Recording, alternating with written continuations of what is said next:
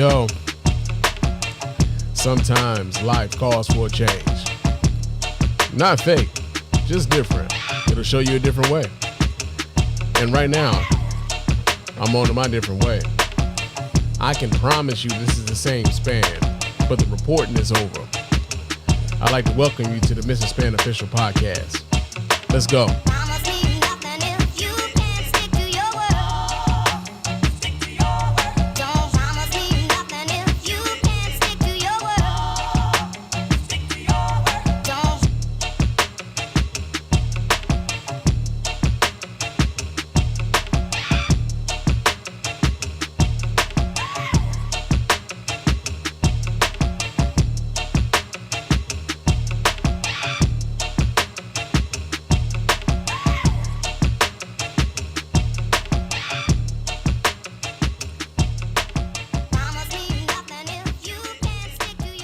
Yo, what's going on, everybody? Welcome to the Mr. Spann official podcast. I'm your host, Mr. Spann. This is episode number 43 of this show. And yeah, man, it has been a couple weeks since the last time I talked to y'all. A bunch of different shit been going on in the world, man. A bunch of things going on here in Detroit, man. And I got a chance to be a part of a little bit of it. You know what I'm saying? So we're going to talk a little bit about some of that stuff later on in the show. And we got some listener feedback and whatnot. But I know the reason why most motherfuckers is here, we're going to talk about this rap beef, man. Rap beef 2024 extravaganza up in this motherfucker. But, of course, before we do that, I got to remind you guys how to get in touch with us over here at the Mr. Spann official podcast and let your voice be heard. Go ahead and hit us up at our hotline at area code 313-288-0485. That's area code 313-288-0485. Leave us those voicemail messages, and of course, those messages will get played here and responded to here live on the show. And if you're watching us here live on Twitter, YouTube, and on Facebook, hit up that hotline, man. Chop it up with us as we're doing the show, man. So again, that hotline number is 313-288-0485. You can also leave us an email here at feedback@thespannreport.com. That's feedback@thespannreport.com. Go ahead, leave us those emails, and of course, those emails will get right here and reply to here live as well. You can follow me on social media. My name on all of the platforms is Mr._Spann. That's on Threads. That's on Instagram. That's on Facebook. That's on Twitter still, even though I'm barely there. But yeah, I'm still, I still got an account there. It's Mr._Spann. So go ahead and follow me there. Chop it up with your man Spann throughout the week. Also, leave us a 5-star review on iTunes and or Stitcher Radio. Those 5-star reviews are the ones that get right here live on the show. We really appreciate everybody who goes about the business of doing that. Doesn't cost you a dime, just a couple minutes of your time to let everybody know why you're rocking with us over here at the Mr. Spann official podcast and the Spann Report podcast network in its entirety. And also, if you're watching us on YouTube, man, leave us a thumbs up on there. Like the damn videos, man. Real talk. Like the videos, comment on the videos, and we'll, highlight some of those comments here on the show while we're doing it, right? So yeah, man, we appreciate everybody who does that, right? Also, for everything else, you can go to our website, www.thespannreport.com. You can go there. You can buy some of our merch, man. We got t-shirts, we got hoodies, we got coffee mugs, we got mouse pads, we got the whole shebang over there. And we appreciate those of you who support us in that way, man, because this shit ain't free, man. This podcasting thing ain't free. So for those of you who would like to support us in that way, we really do appreciate that.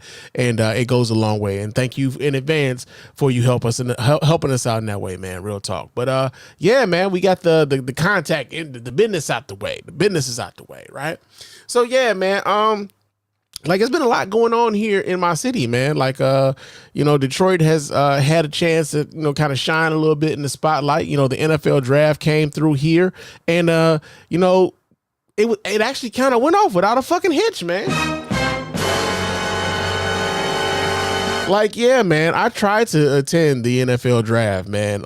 It wasn't conducive for a motherfucker that had to work during the week. So if you was going to go, if you was somebody who had to work, the only day that you really had to go was probably Saturday. And that was like the day when everything was kind of dying down. It wasn't going to be like, like the crush of people that were down there, man. But I think they said like the Detroit edition of the NFL draft like shattered all fucking attendance records and whatnot. They said like 775,000 motherfuckers was downtown Detroit, man. Nigga! Yeah, it's a lot of motherfucking people, man. And I did go down there, right? I went down there for the draft Thursday evening, and Yo, man, it was just my luck, man. Just my luck. They closed the fucking gates to the NFL draft. They closed the gates as soon as I was in the fucking front, man. Just as soon as I was in the front. Oh man! Hey! Yeah, man. They closed up, right before I was able to actually get into the main, area. And see, the thing of it was, like, for me personally, I didn't care to see who the guys was gonna get picked and stuff. Like, I really didn't give a shit. Like, to be honest with you, like, the things that I was interested in more so were like little, like, shit. Like, I went to see the Lombardi Trophy, right? They had a tent that, like, you can go in there, you can take pictures with the Lombardi Trophy. They had another tent, I believe, that had all of the every Super Bowl ring that had ever been made. So for all the champions and whatnot, they had tents for that. And then I believe every NFL team had, like, players that they had made available for autographs and things of that nature. So, I was going to head over to the Carolina Panthers tent. I was going to see what was up with that. I was going to see what was up with my Detroit Lions and go see what was up with that. But I didn't get a chance to do that because the motherfuckers closed the gates right as I got to the front. And here's the other thing that I thought it was kind of tripped out about the whole NFL draft. Like, so they had this app, right? You had to have the app in order to get into any of the venues or whatever.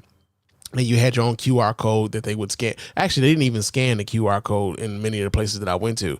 But, like on the app, right before they, like, officially said anything about closing the gates, in the app, it was like, yo, so yeah, we've reached capacity in this motherfucker, and y'all come back tomorrow.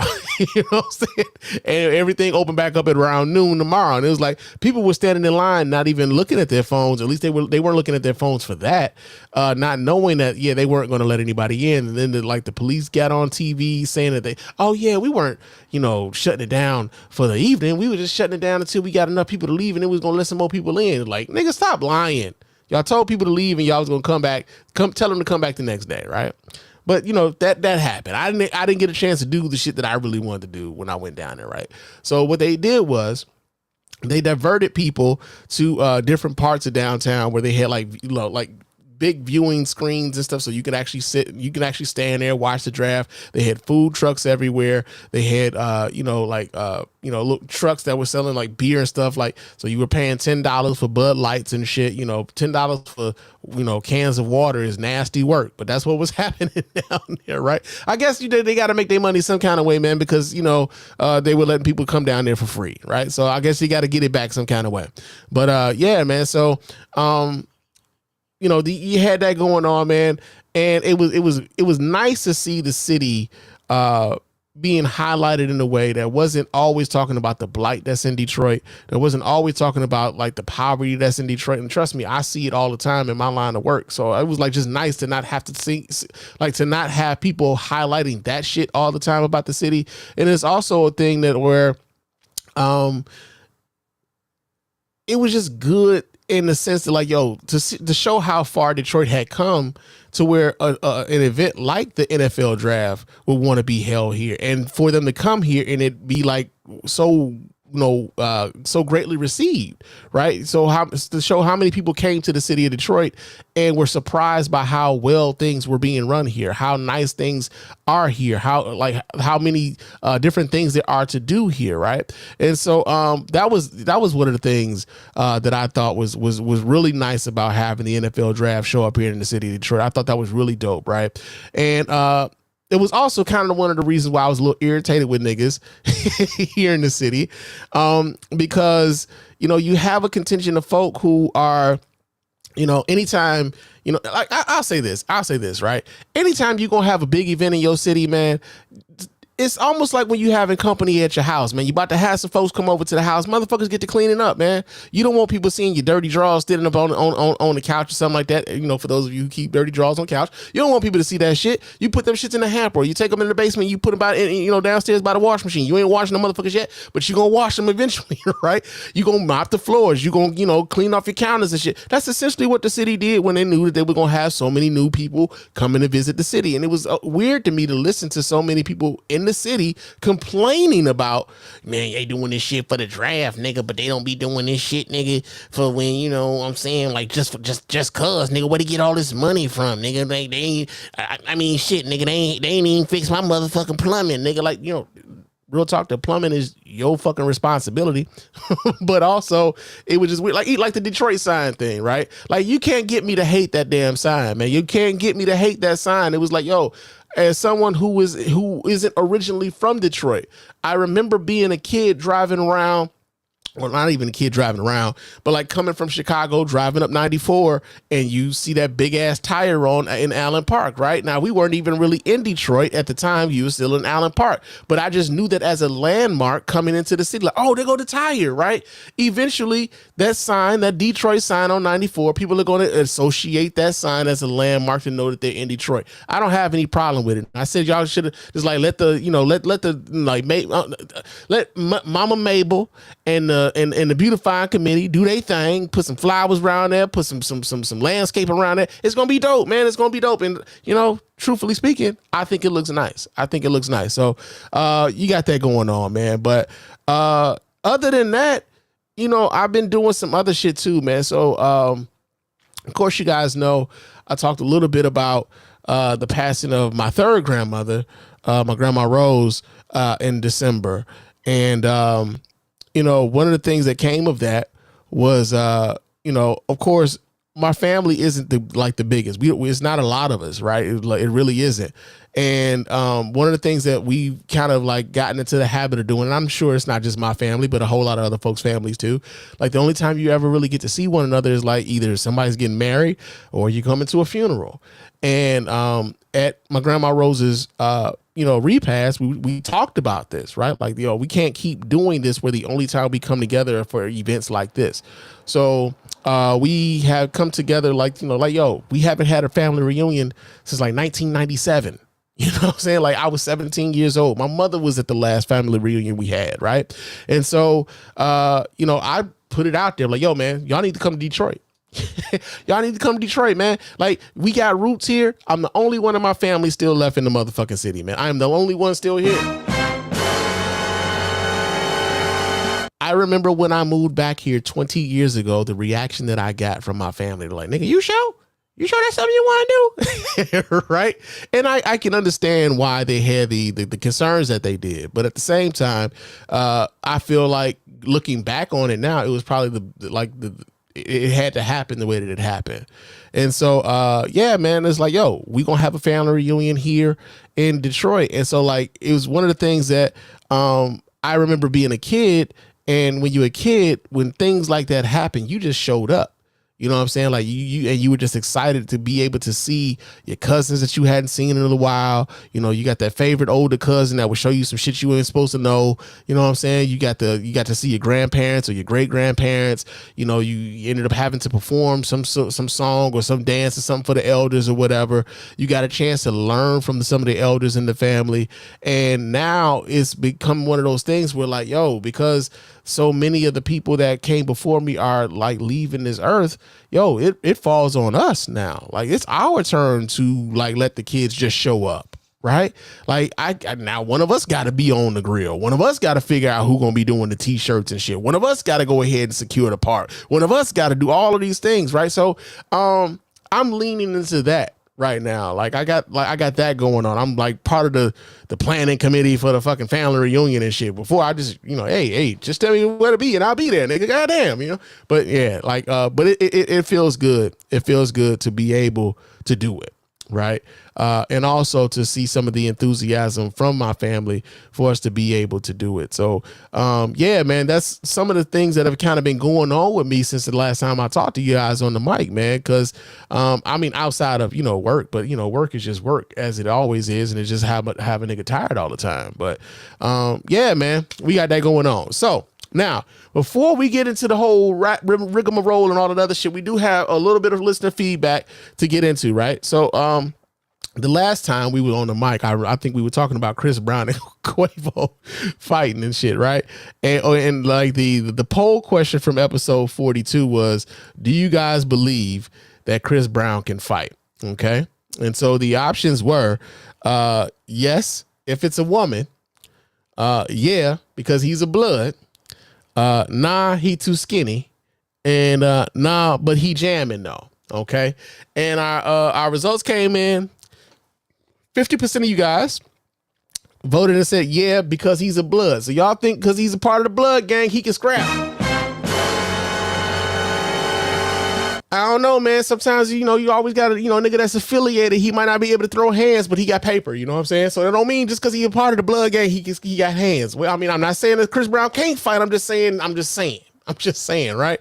25% of you guys said that, yeah, he could fight if it's a woman.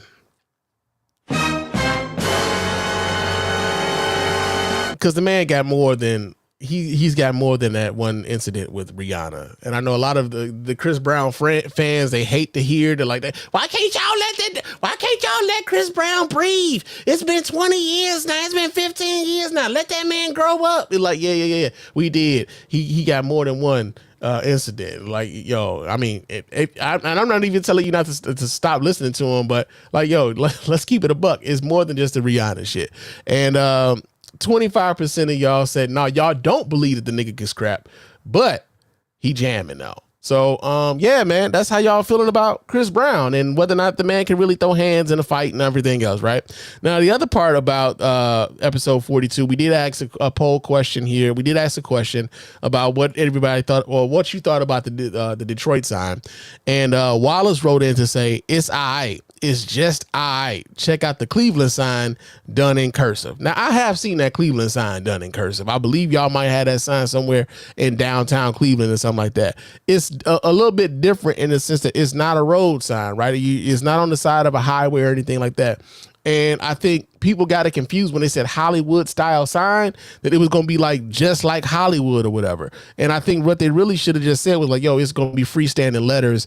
And that's what we mean when we say Hollywood style sign. But yeah, man, you think it's just I like the sign, man. I do. It's grown even more on me, especially when they lit that bitch up. I was like, all right, Detroit sign. That's what's up, nigga. That's what's up. Now, trust me. I'm sure that there gonna be some people who like, this nigga Spann ain't even from Detroit, nigga. This nigga got on a Chicago jersey right now, nigga. This nigga not even from here, bro. I'll tell you this, nigga. I've been here a little bit over like 30 of my 43 years now, bro. So I actually have more time here than I do in Chicago. I just love both cities, man. And you can't take it from me, man. You can't take it from me. So yeah, man, we got that going on. But yeah, so y'all know what time it is, man. Y'all know what time it is. Yeah, I know why most of y'all are here. Okay? This motherfucker Kendrick Lamar and this other motherfucker Drake, these niggas hate each other, bro. God damn. These niggas hate each other. I didn't know how deep the hate for these two motherfuckers actually went until I did a little bit of a deep dive today, man. I watched this one video on YouTube, man. This motherfucking video was 42 minutes long, bruh. And it's got 4.4 million views on the shit. Like, and I think a lot of people went to go look at that video to figure out, like, man, why are these niggas beefing? Because I had posted what was that, last night? I want to say it was like about 1 o'clock in the morning or something like that. Kendrick dropped the Not Like Us shit last night, nigga. And I'm like, God damn, but the nigga this nigga not even 12 hours ago, bro. Like, it just fucking happened. So much so, right?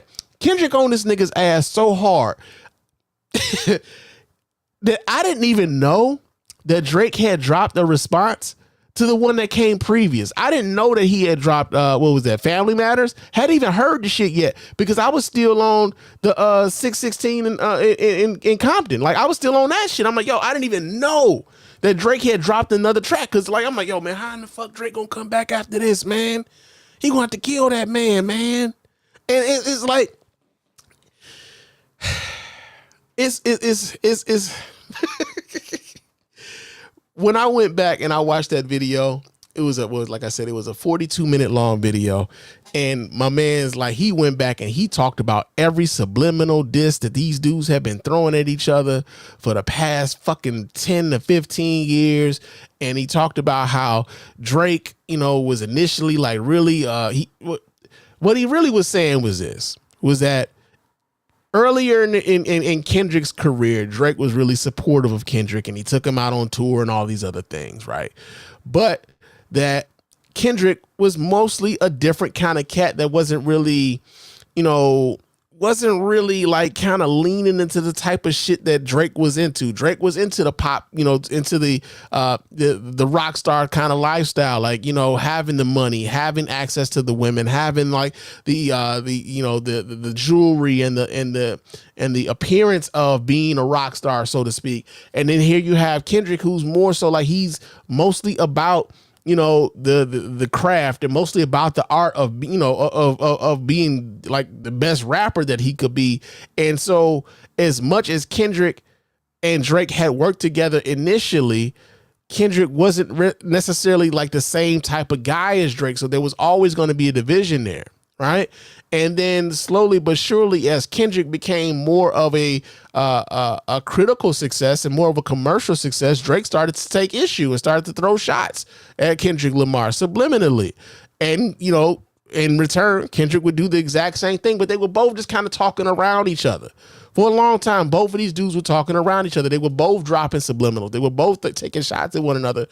But one of the things that was interesting was that there always seemed to be an attempt, or maybe even Kendrick saw this as disingenuous, but there always seemed to be some type of attempt by Drake to squash the beef, right? Like he would always like he'll show up at a Kendrick Lamar show, like to quote unquote show support, or he'll get in an interview and talk about how much respect he has for Kendrick and his love of the craft and how he's pushing him and everything else.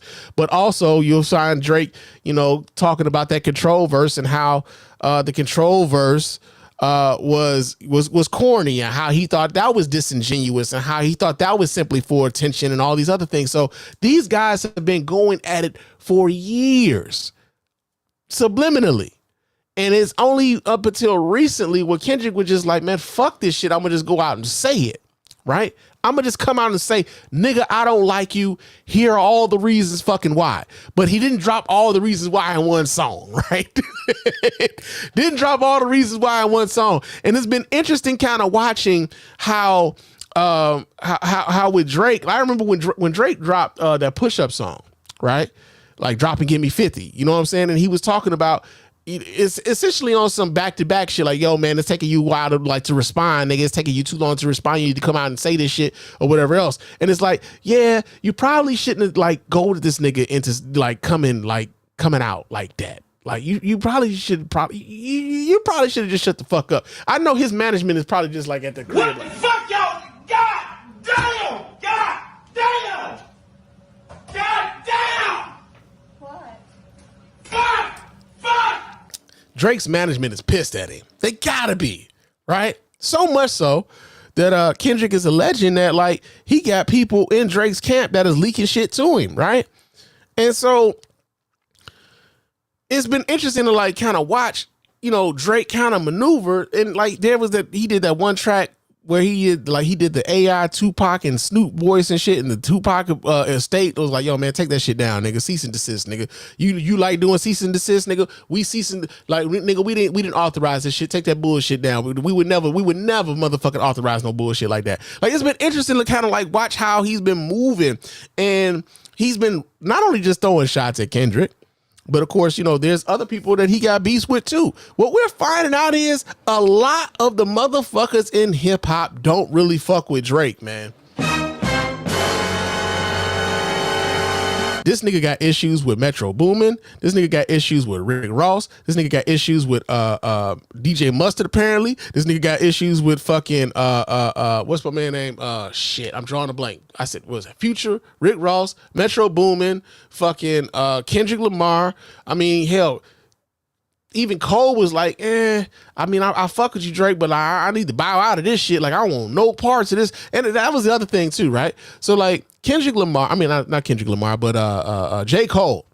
J. Cole is looking like the smartest motherfucker in the history of smart niggas and getting out of some shit that ain't got shit to do with him. Because he took all of the arrows from the fans, right? J. Cole took all of those arrows. People was clowning this nigga like, man, come on, man, you can't go out like this, nigga. That's some weak ass shit, nigga. Like, niggas couldn't stand the fact that J. Cole said, nah, man, this shit felt weak in the motherfucker to me, man. I couldn't even sleep after doing that shit, man. I pulled that shit down. He took a 7-minute drill song down. Right? Took his shit down. He like, I don't want no parts of this shit. He's looking smart as shit now. Cause he probably knew that nigga over there is crazy. That nigga over there is on some shit. Like Kendrick, it's almost as if, and this is just to me, but it's almost as if he's been baiting. He basically he baited Drake with the Like That song, knowing that he had all of this ammunition to unload on Drake. And it's as if he's been anticipating Drake's every fucking move to the point where, like, when he dropped Family Matter, when Drake dropped Family Matters, 6 minutes later, Kendrick was dropping Meet the Grams, nigga. And bro, you know how fucking do you know like there were things in the Meet the Grams song where he was addressing shit that Drake said in Family Matters, and it's like, yo, but this nigga had to have had this song, right? He had to have known this shit was coming, right? And that's gotta fuck with your mental. Well, if you in a battle with a nigga and he knows your every fucking move, he can anticipate what you're doing. It's almost as if like you playing chess and it's like, yo, man, nigga, checkmate, right? Your king can't move nowhere. He is trapped. And like, as much as a pop sensation, as much as popular as Drake is, as much music as he sells, as much music as he moves, he's getting his ass handed to him in this beef, bruh. He's getting his ass handed to him. Oh shit, check this out. My English teacher in high school is up in this boy, man. Mr. Gladney, what's up, man? Kendrick is basically making a layered album complete with multimedia cliff notes. Indeed, man. It's a master class. I don't think I've ever seen anything like this in hip hop. And like, I remember when, there have been, epic battles and epic beefs, man. Like you had LL Cool J and Kool Moe D. You've had LL Cool J and Cannabis. You've had not LL, but Ice Cube and NWA, MC8 and DJ Quick. Man, so many different like iconic fucking rap beefs and so many iconic rap like diss songs. But like, this is another level, man. This is another level to it. And it's not to say that Drake ain't making good songs, right? Let me put that out there too. It's not as if Drake ain't making good songs, man. Drake is like that. What was that? Shit. Actually, like Family Matters. Family Matters was I'm like, oh shit.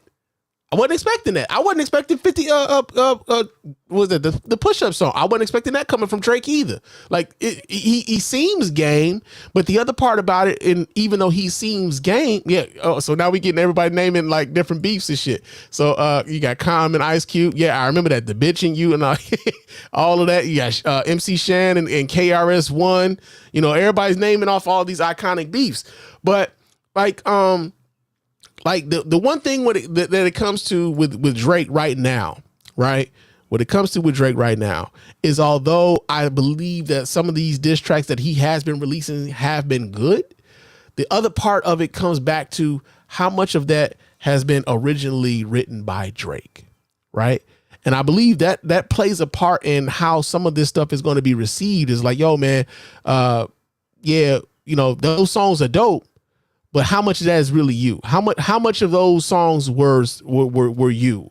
And we don't have those questions coming out of like Kendrick Lamar, right? We just don't have those questions coming from whether or not Kendrick wrote these songs. Like, we know Kendrick wrote this shit.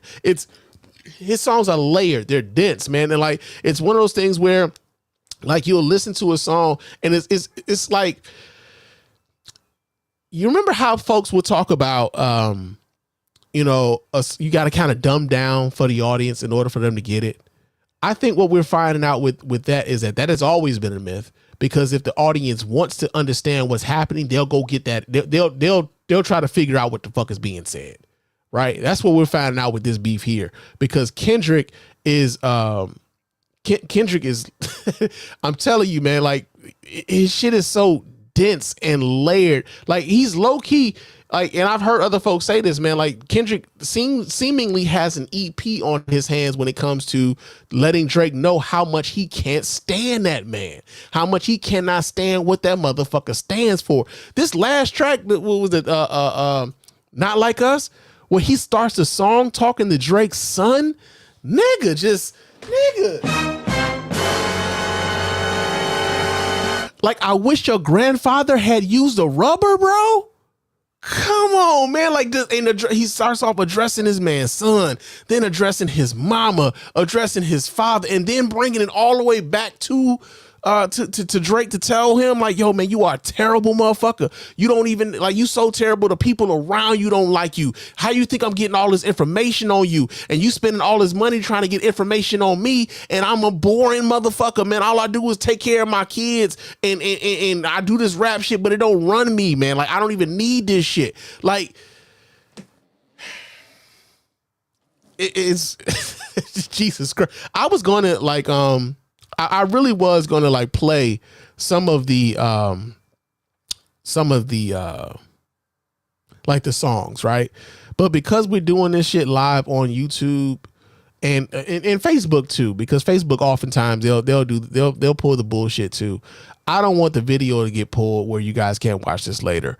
But like, I'm sure y'all done heard these songs, or if y'all haven't heard these songs, y'all will hear these songs, man. I'm waiting for like the I'm sure somebody has the playlist and just like have these shits come, like put the playlist together where like one by one, what song came after this one, what was the response to this one, what was the response to that? Somebody's done that shit already, I'm sure. But yeah, man, like I honestly, bro, I'm gonna be honest with you, like I don't even listen to rap that much anymore, but I'll be goddamn if I ain't been paying attention to this shit. I was just like, man, I was on YouTube last night just minding my own business, and I'm like, yo, boom, there was another Kendrick Lamar response. I'm like, what the fuck? He did it again. This nigga's on his ass. And like I said, I didn't even know Drake had even dropped Family Matters yet, right? Like, so for the people who were listening to Drake's Family Matters and were trying to digest that, Kendrick didn't even give y'all time enough to digest that, to go into all the nuances of what that song meant and what he was talking about. I mean, you can go back to it if you were a hardcore Drake fan, because that's the other thing too. I think everybody's kind of in their camps at this point, right? I like both of their music, right? I'm not like, I'm not listening to either one of them real heavy. I like both of their music when they come on. There's certain songs that both of them have. I'm like, oh, that shit jamming. I'm gonna ride with this, right? But there were songs that I had listened to prior to, like I've been listening to lately, only because I like the way the shit sounds in my car. But I've been listening to that Dr. Dre Compton album a lot lately. And there were songs on that album where I didn't even know that some of the shit that was being said was being directed at Drake. This shit was flying right over my motherfucking head. And it was only until I watched this other video, like I said, this dude was like, he goes through the fucking history of the shit, where I'm like, oh shit, that's what that was supposed to be about?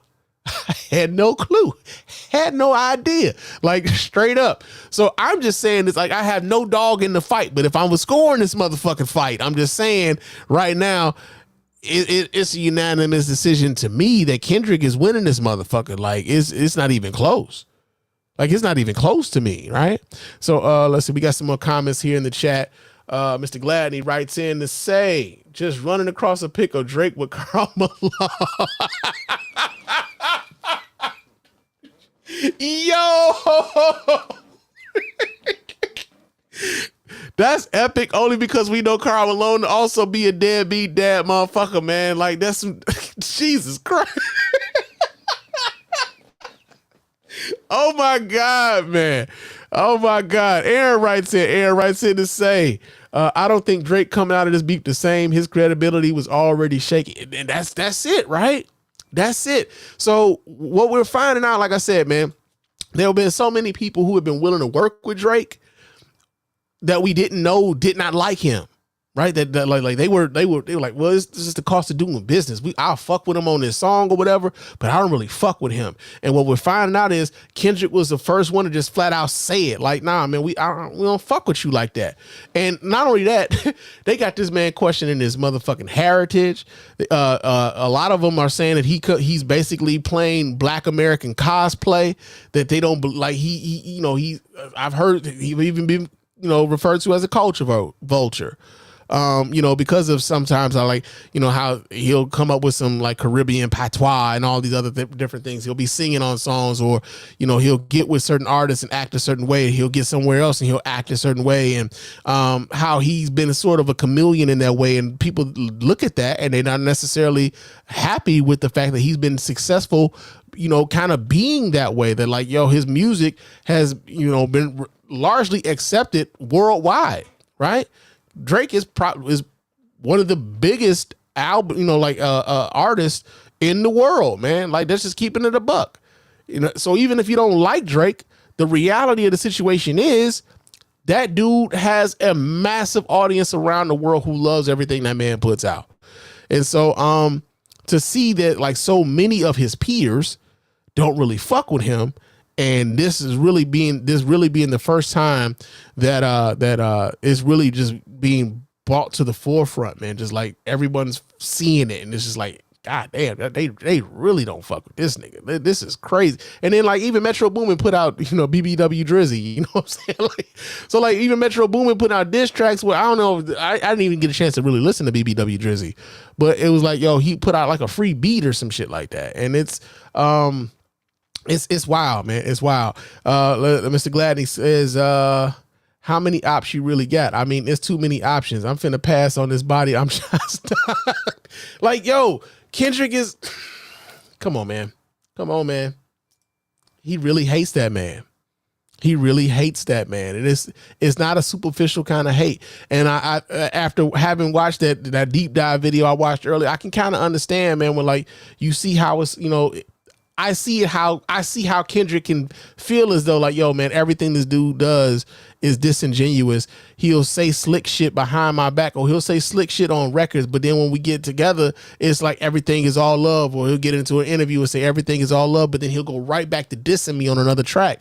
But at the same time, Kendrick, when he was dropping some of the subliminals and people were catching some of the subliminals, he wouldn't just flat out say who he was talking about. Oh no, we were just having fun in the studio. You know what I'm saying? Like he wouldn't just come out and say it at first, but I think he just got tired, right? I think he just got tired of like, nah, fuck this, man. I don't like this nigga. I don't like anything that nigga is about. I think everything about him is phony. I think his whole fucking style is chump. You know what I'm saying? I think that's pretty much how Kendrick is feeling about it. And he just, we're now becoming privy to like how deep this shit goes. Like it's crazy. Mr. G writes in to say, the Jewish aspect is particularly discernment from a timing aspect. Why right now? You know what, man? That part I don't know. I'm not gonna even pretend like I know on that particular front. I don't even want to speculate on that one, Mr. G. I know because I know we got some other stuff that we're going to talk about a little bit later here on the show when it involves what's going on in Israel and the Gaza Strip and whatnot. But yeah, man, I don't know why right now. I couldn't tell you why right now, but I just know that at this particular moment, at this particular time, for hip hop, right, just for the sport of hip hop. For the competitiveness of hip hop, this is one of those things who's like, man, we ain't seen nothing like this in a long time. And then there's this thing where, damn it, I lost that damn thought. Ain't that a bitch? Ain't that a bitch? I'm sure to come to me when I don't even need it. I'm sure to come to me when I don't need it, but I'm just saying that at this particular point right now, I'm enjoying the back and forth, right? Oh, that's what it was. It's kind of weird how quickly we went from you know, Kendrick needs to respond to like, yo, Kendrick done went way too motherfucking far. Like we went from man, when he gonna say something like, God damn, man, leave that man alone, real fast, real fast. That happened in the course of what, 48 hours. When he gonna say something to like, man, damn, God damn, man, like shit, I don't know if I went that far. And I think, you know, at a certain point when, especially when these guys start mentioning each other's families, that's when I think, you know, all the gloves come off, man. All the gloves come off when you start mentioning folks' families. That people don't play that shit at all. I know I don't. It strikes me as reckless on Drake's part. Hey, man, I think hubris, man, like hubris, ego. You know, because I think when you get to the level that someone like Drake has been for the last 10, 15 years, where you're seen as the top guy, which has also been interesting. Like, yo, Drake is like, even if you don't like Drake as an artist, like it's undeniable that like Drake has been probably the biggest rapper in the game for the last 10 to 15 years. So when you've been on top for so long, it's like, yo, man, like you don't think that anybody can fuck with you, even with the whole Pusha T thing, man. I mean, when you think about the whole Pusha T thing, universally, most people think that Drake lost that. But did it hurt Drake when it came to whether or not he was going to be able to move music again? Like, nah, people just kind of like, he lost that one, and they kept it moving. But like for the most part, like Drake has been able up until this point to just kind of like move as if nothing had ever changed. I don't know if Drake is going to be able to do that after this. Like, I just don't. I don't think he's going to be able to do that after this. I think at this point, when it comes to Drake and when it comes to Kendrick, I think at this point, their camps, not even so much their camps, but their fan bases, right? The fan bases are going to be like, no matter what, like the hardcore fan bases, no matter what, they're going to believe that their side won. It's going to be up to the people who just like both of them, who just enjoy both of their music to determine whether or not, yeah, I think Drake won, or yeah, I think Kendrick won. But by and large, from what I'm seeing socially on social media and how people are expressing how they're receiving this beef, it's looking like Kendrick embodied this man. Like, and it's not even close, man. Like I said, if this was a fight, if this was a heavyweight fight, like I don't know if Drake done won a round. Like, straight up. I don't even know if Drake done won a round. That's being completely honest with you guys. Let's see. Dwayne Johnson writes in to say, "You not the Rock is in the bit." No, I'm bullshitting. Kendrick Lamar bodied Drake, to be honest. Hey, I don't disagree with you, man. I do not disagree with you. But yeah, man. It's been epic, bro. Like I here's the other tripped out part about this, right? We're live right now as we're doing this podcast. Who's to say Drake or Kendrick won't release a track while we doing this shit right now? You know what I'm saying? Like, how dope would that be? Let me check the YouTubes while I'm bullshitting. Let me see. Let me see if the YouTube's got a new track. Because if he got a new track up right now, oh my God. Oh my fucking God. There's a new goddamn track out by Drake. There's a new track out by Drake right now. The shit just released 9 minutes ago. Jesus Christ. The shit won't stop. So, yo, we gonna have to risk it, man. We gonna have to risk it. We gonna have to watch this, man. Hold on a second. I'm gonna pull this up. So y'all, we gonna watch this together as a family, man, because this is just what it's gonna have to be. Oh shit. Let me pull let me share my screen here.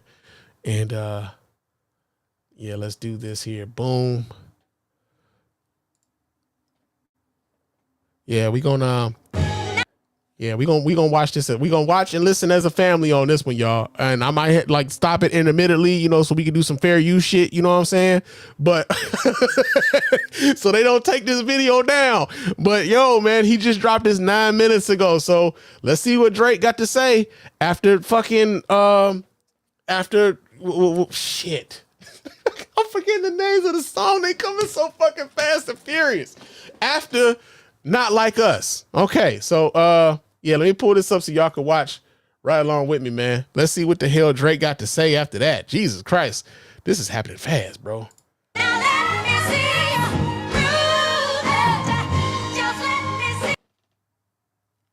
Oh my God, Comcast, don't do this to me.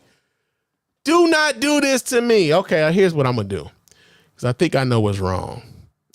I'm gonna pause this. and I'm gonna do this here because damn it, I'm not gonna let this happen. Not me. So let's stop this damn shit in the background because that might be like, you know, taking a bandwidth or whatever. And let's see now. All right.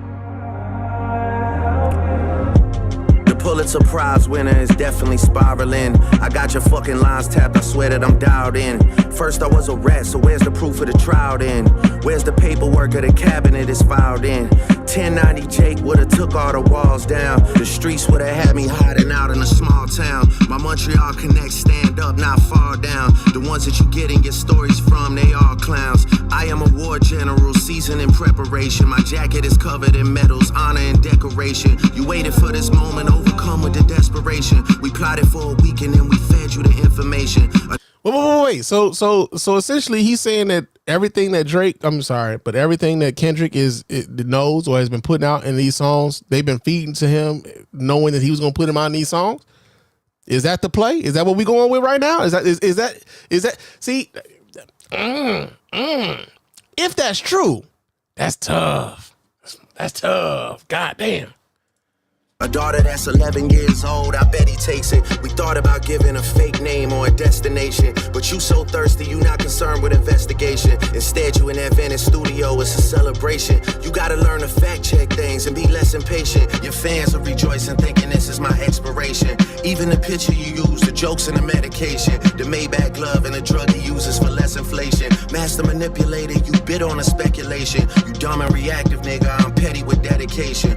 What about the bones we dug up in that excavation? And why isn't Whitney denying all of the allegations? Why is she following Dave Free and not Mr. Morale? You haven't seen the kids in 6 months, the distance is wild. Dave leaving heart emojis under. Wait. So he's saying that this man Kendrick ain't seeing his kids either. So both of them is deadbeats. Both of them deadbeats. That's the other part about some of this shit. And I know y'all. I swear I'm not gonna do this a lot, but. The one thing that's also kind of crazy is that like the allegations that both of these motherfuckers are throwing at each other mean that both of them ain't shit, like to a large degree, like to a heavy degree. Drake then accuses man of beating on his wife, and Kendrick then accused Drake of being a fucking pedophile. Like it's crazy. It is nuts, bro. Need pics of the child, speaking of anything with a child. Let's get to that now. This Epstein angle was the shit I expected. TikTok videos you collected and dissected. Instead of being on some disdirect shit, you rather fucking grab your pen and misdirect shit. My mom came over today and I was like, mother I, wait a second. That's that one record where you say you got molested. Oh, fuck me, I just made the whole connection. This about to get so depressing. This is trauma from your own confessions. This when your father leave you home alone with no protection, so neglected. That's why these pedophile raps and shit you so obsessed with, it's so excessive. They acting like it's so aggressive, but you just never known affection. I don't wanna dish you anymore, this really got me second guessing. Touch My Body by Mariah Carey play, you probably start reflecting. I never been with no one underage, but now I understand why that's the angle that you really mess with. Just for clarity, I feel disgusted, I'm too respected. If I was fucking young girls, I promise I'd have been arrested. I'm way too. Yeah, that was another thing that I remember when folks were talking about Drake was supposedly messing around with the girl from Stranger Things, Millie Bobby Brown. Like, you know, they would like the text messages supposedly of Drake saying he missed her, and I think she might have been like around 14 at the time. People think that's like, yo, that's some strange shit to do. I've also seen like you know, different, like what was that, Reddit? Like folks are showing him with like, you know, underage girls and like allegedly, right? All this shit is alleged. Him being around underage girls when they were young and then waiting for them to turn 18 before he would take them out on dates and shit like that. So there's always like been one of those things that kind of hung around Drake's head, or people had suspicions about Drake around it. They never really had any proof around it, but that was always one of those things that just kind of hung around him to where people, you know, if you were to suggest that this is something he was actually doing, people will believe it because they've been seeing these examples out in public. Right. But never actually being able to nail him to the underage, you know, sexual assault or underage in much the same way that we were able to do that shit with R. Kelly because it was so fucking blatant. But yeah, like Jesus, like And also the other part about this where he was like, yo, man, this shit ain't even fun no more. It's like, yeah, both of y'all are just kind of like, again, this is the seriousness of some of the allegations that both of these motherfuckers are throwing at each other is bananas, man. It's bananas. But also, this is one of those things where I was wondering if Drake would even be able to come back after that last one. And yet here he is again, really quickly, right after that one. It's like these motherfuckers are going bar for bar, blow for blow. It's kind of crazy. Too famous for the shit you just suggested, but that's not the lesson. Clearly there's a deeper message. Deep cuts that never healed and now they got infected. Like if Dave really fucked your girl and got her pregnant. Talk about breeding resentment. Not sure how to ease the sentiment, the shit's too intimate. I'm praying you recover from both incidents, but you a piece of shit, so this shit really no coincidence. Drake is not a name that you gon' see on no sex offender list. Easy does it. You mentioned an A minor, but niggas gotta be sharp and tell the fans who was it. You thought you left D flat, D major. I'll slit your throat with the razor and do Rick Ross hair like that one flight from Malaysia. I'm your baby mama screensaver. Only fucking with Whitney's, not Millie Bobby Browns. I never look twice at no teenager. I'm a fucking hit maker, dawg, not a peacemaker. Yeah, bullets that I'm stuffing in each chamber. Your ass in extreme danger. Stop buying views and buy comments. You may as well keep the paper. Shit you about to need for later. I give a fuck about your streaming data. You could drop 100 more records. I'll see you later. Yeah, maybe when you meet your maker. I don't wanna fight with a woman beater. It feeds your nature. If you still bumping R. Kelly, you could thank the savior. Said if they deleted his music, then your music is going to a hypocrite. I don't understand why these people praise you. Sounding like you sent him commissary when he needs some paper. Album dropping soon, no wonder you turn a clout chaser instead of doing hard labor. Nigga, I see you when I see you like Fantasia. Whitney, you can hit me if you need a favor. And when I... So, just real quick, does it sound to y'all like this is the one where he's like, yo, this is it. I'm done with this. Like, I ain't going to respond to that. Like, nothing else you come out with. I'm done with it. I'm dropping it right here. What do y'all think? What do y'all think? Let me know in the chat. I say I hit your back, it's a lot safer. I promise. Yeah. I'm not gonna lie, this shit was some good exercise. Like, it's good to get out, get the pen working. You would be a worthy competitor if I was really a predator and you weren't fucking lying to every blogger and editor, but it is what it is. You definitely got this shit burnt the fuck out though. Like, you got 10 more records to drop. The one before the last one, we finessed you into telling a story that doesn't even exist. And then you go and drop the West Coast one to try and cover that up. I would like that one. That would be some shit I could dance to if you wasn't tripling down on some whole other bullshit. But, you know, at least your fans are getting some raps out of you. I'm happy I can motivate you, bring you back to the game, like, you know, but just let me know when we get into the facts. Everything in my shit is facts. I'm waiting on you to return the favor, like.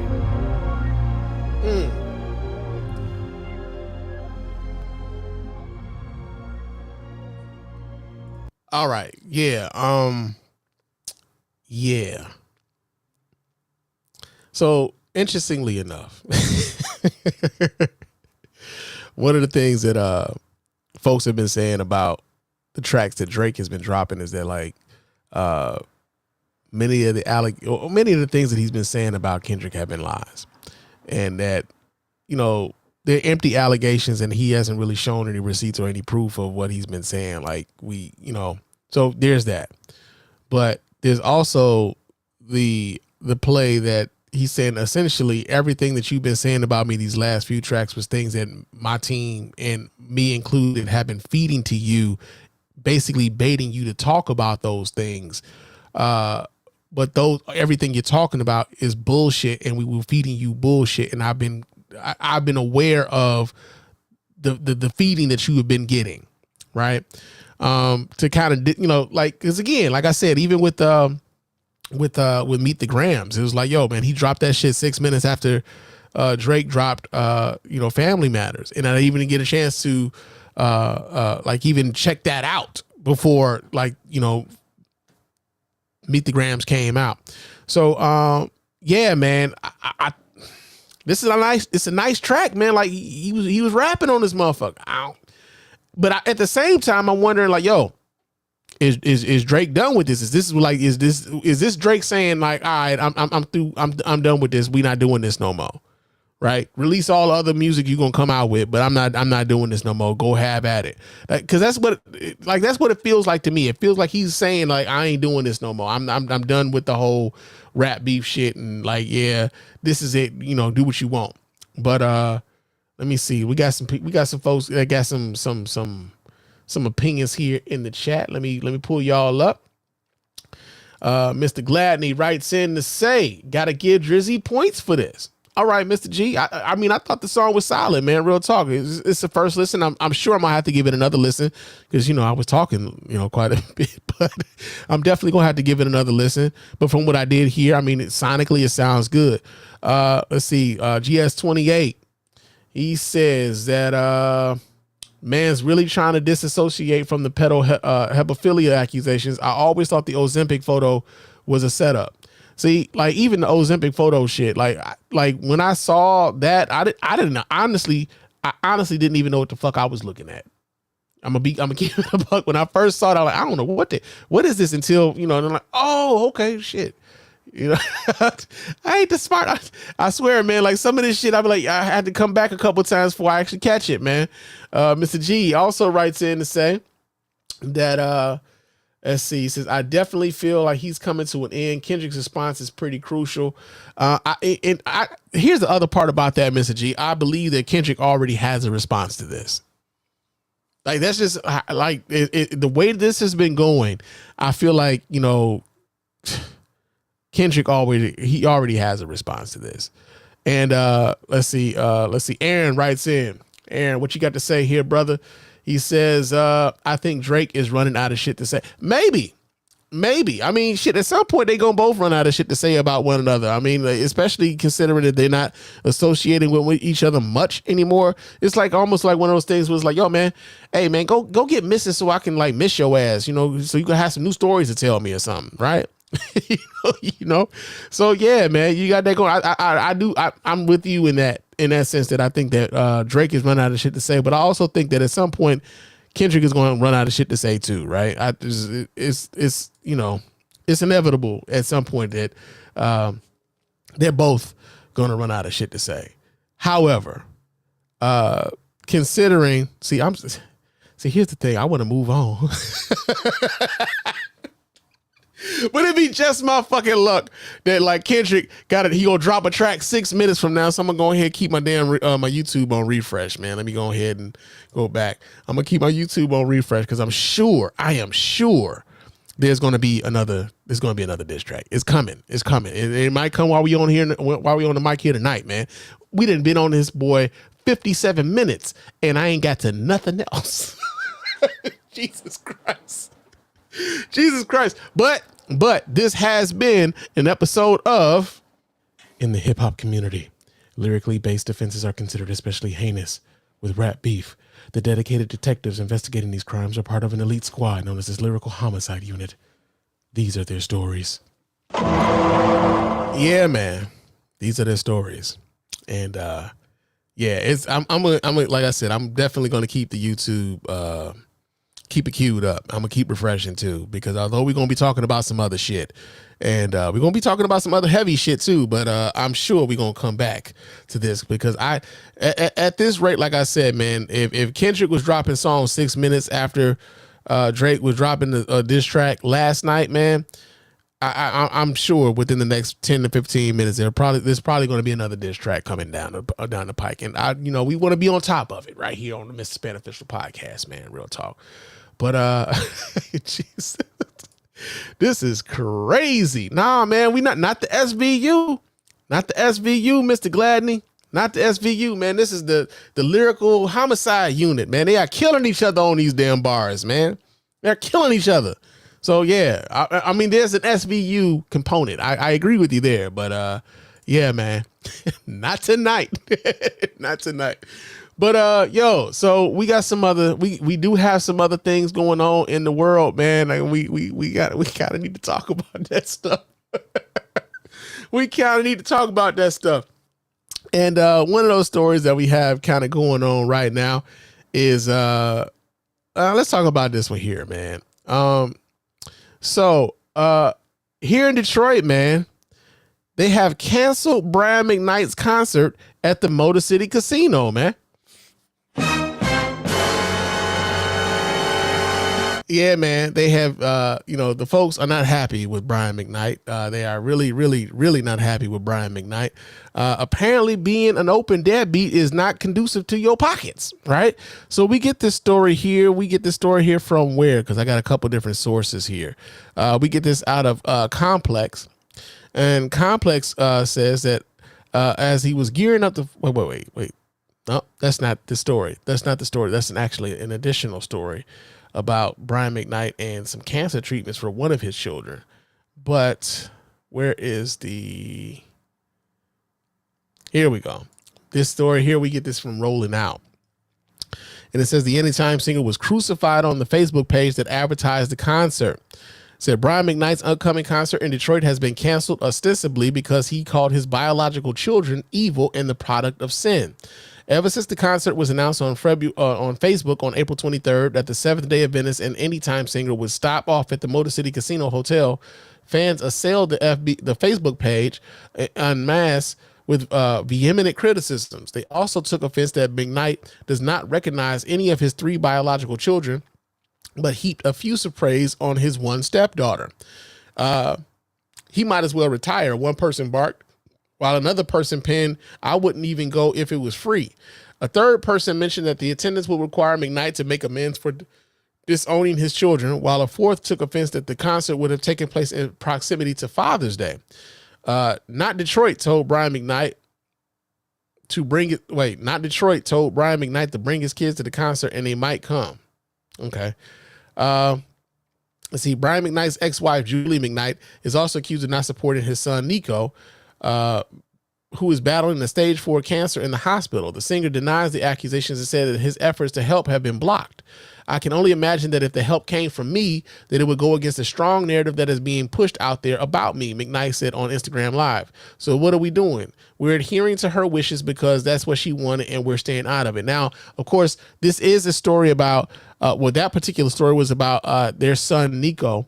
Brian McKnight has a biological son by the name of Nico, who's apparently battling stage 4 cancer.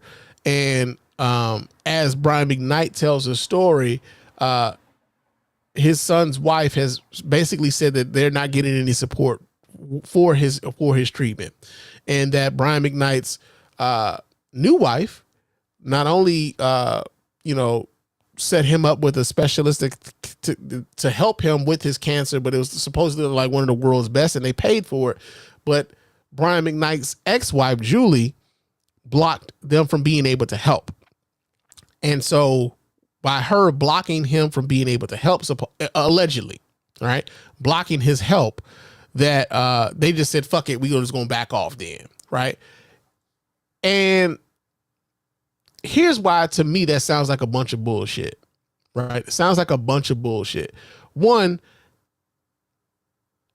you got a kid, they're battling cancer, and you have the means and the ability to help your child while they're dealing with this particular issue. Nobody, and I mean nobody, should be able to tell you not to help your child. Nobody should be able to do that. I don't give a fuck if you're getting along with her mom, with the kid's mom or not. And here's the other part about it. If this child is an adult, hey, yeah, my mama tripping. I want to live. So if you want to help me, help me. But don't use my mama as an excuse as to why you not helping me. That sounds like some bullshit on Brian McKnight's part, right? But then the other part about it is, you know, we've heard about him talking about his kids being, you know, the products of sin and all these other things, and where he changed his name. He already had one Brian McKnight Jr. He changed his name with the new child that he's had with his new wife and named him, you know, they're now Brian McKnight Jr. and all these other things. Like, I remember telling folks, man, and we were talking about this when it came to Monique a few months ago, when she had a little bit of a back and forth with her son, when he just basically said, hey, like, don't get out here on these interviews lying about what our relationship is, because you have no interest in being my mother. And then, you know, she's doing interviews and stuff like that. And then she goes out and she does, you know, some bits about him on her comedy, in her comedy routine. But I told people then, I said, hey man, when it comes to these kids who are the children of celebrity, when these kids start coming out saying things about these celebrity parents, believe them. Like, these kids ain't coming out saying this shit just because they want to. Oftentimes they're coming out saying this shit because they feel like that's like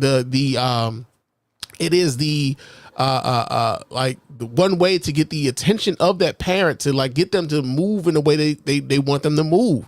And oftentimes these parents, these celebrity parents, the public perception of who they are means more to them than what it means then, like, for them to be an actually good parent, right? And these kids understand that. So they go after these parents publicly. And I know a lot of folks would like for these kids to not say anything, because it in some ways it messes up the fantasy for you of who this person is and who they are, you know, what kind of person you're idolizing and spending money on and everything else. So in some ways it can break what that fantasy is like for some people. But like, yo, these kids really know these people. And if you could do that to your own blood, imagine what you would do to anybody else, right? So I gotta say, man, first things first, with Detroit, stay classy, right? Stay classy, Detroit, because this shit surprised me that this is the response that Brian McKnight got here in Detroit. And the reason why it surprised me is because, and I will say this, maybe it's because of the, maybe I'm a prisoner of the people that I've been around, right? From whether it is the people that I work with, or some of the people that I see on social media who claim Detroit. There's a group like I'm a part of on Facebook, a bunch of Detroiters and stuff like that. And I'm surprised that this was the response that Brian McKnight got in Detroit, because I also see how people respond to shit about R. Kelly. And we all know R. Kelly to be a sexual deviant. We've known this shit for years. As a matter of fact, people saw this motherfucker sexually involved with a young girl. They may not admit it. They'll be like, but like, that tape wasn't going, like, it was selling. The tape was fucking selling. All right. People watch that shit. Okay. We've known that man to be a sexual deviant for years, and yet and still, despite the fact that that man is in prison right now for his sexual deviancy, you have people, some of them from Detroit, who will tell you that they can't wait for that man to get out of jail, or that man gonna be let out of prison in the summertime. Watch him, believe me, he gonna be out by summer.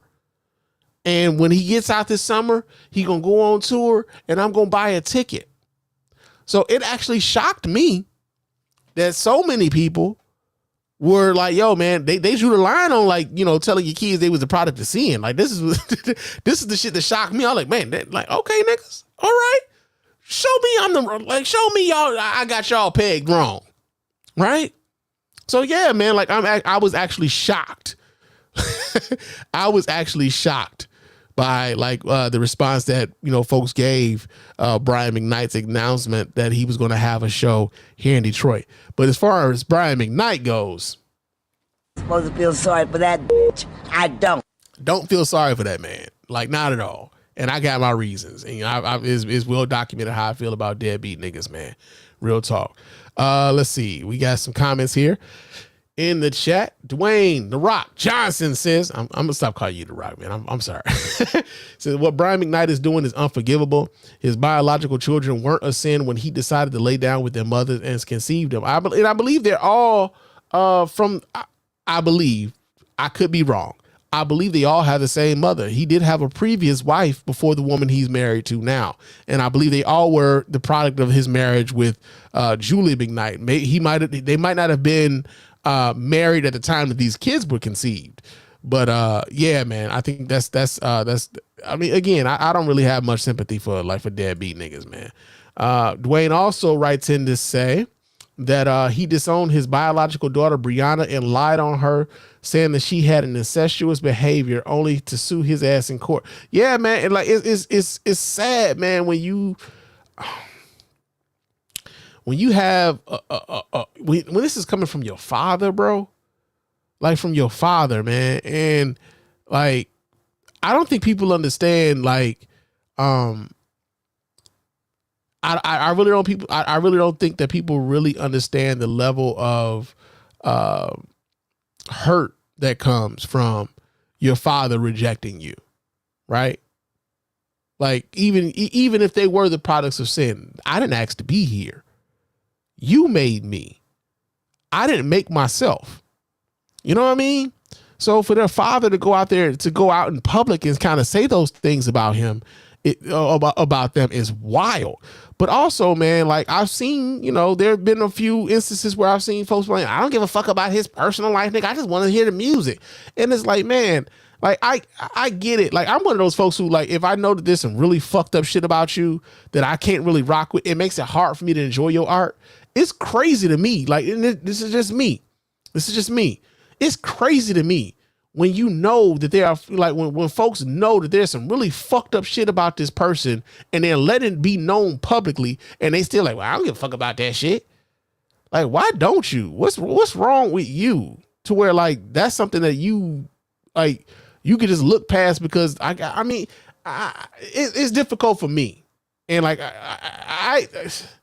I try to, I try to leave room for folks to, like, yo, like, everybody ain't, they don't have the same, what is it that I'm looking? It's not even so much the same, integrity. I don't even want to use that word, but there's like something about, like, you being able to look past how fucked up, some of these people are and continue to put money in their pockets willingly. Right. Like but here's the other part about that is the flip side of it is that I'm sure there are some people whom I probably support at this very moment who are pretty fucked up. Right. And I'm either supporting them unknowingly or I've supported them and I made excuses for them in the past. Right. Like I'll say, take for instance, like Tupac, right? When I was a teenager, man, even into my college years, bro, like Tupac was like in heavy motherfucking rotation to me. Like I was buying all of the Tupac shit, even some of the, like, some of the terrible posthumous, releases that were being made with, some of his old verses, and then people were just putting beats on it and putting it out. Like I would listen to that shit. But at a certain point when I got a little older and I started like really leaning into what, what's the word that I'm looking for here? Leaning into what my principles meant to me. Like slowly but surely, like Tupac became less of something that was in my rotation. And it's not to say that, like, I won't listen to a Tupac track, right? It's not to say that I won't do that, but I'm just saying, like, when there are artists where, like, yo, man, you might not necessarily agree with how they comported themselves in other situations, but this shit jamming, right? The thing with R. Kelly is that, a lot of what he was talking about, a lot of what he was singing about was also some of the shit that he was doing that was deviant. So, like, yo, for you to still be out here knowing that some of those songs is about minors, you're like, what's wrong with you, nigga? What the fuck is wrong with you? So yeah, man. Let's see who else. Dwayne says, he says, I used to be a fan of his music, but now he's dead to me. I can't tell you the last time I even fired up a Brian McKnight song. Like every now and again, I think YouTube Music might suggest a song because I'm an R&B cat. Like I really do like listening to R&B.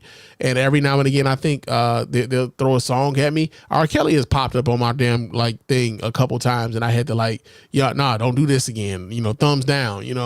But yeah, man, like that's the sad part about it is like, yo, they've made great music, but then when they turn out to be terrible people, it just makes it hard to enjoy the music. At least for me, when you know that this is a terrible motherfucker, I can't enjoy. I'm thinking about this other shit when I'm listening to you, and now it's not fun to listen to you anymore. That's just me, right? So We got that going on, man. Brian McKnight.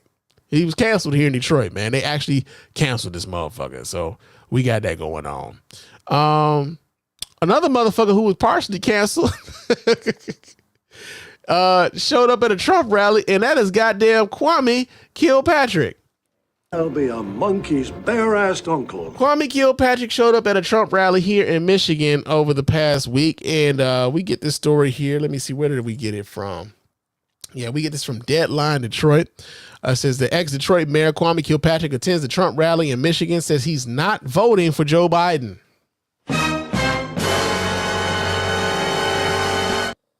Yeah, he said that.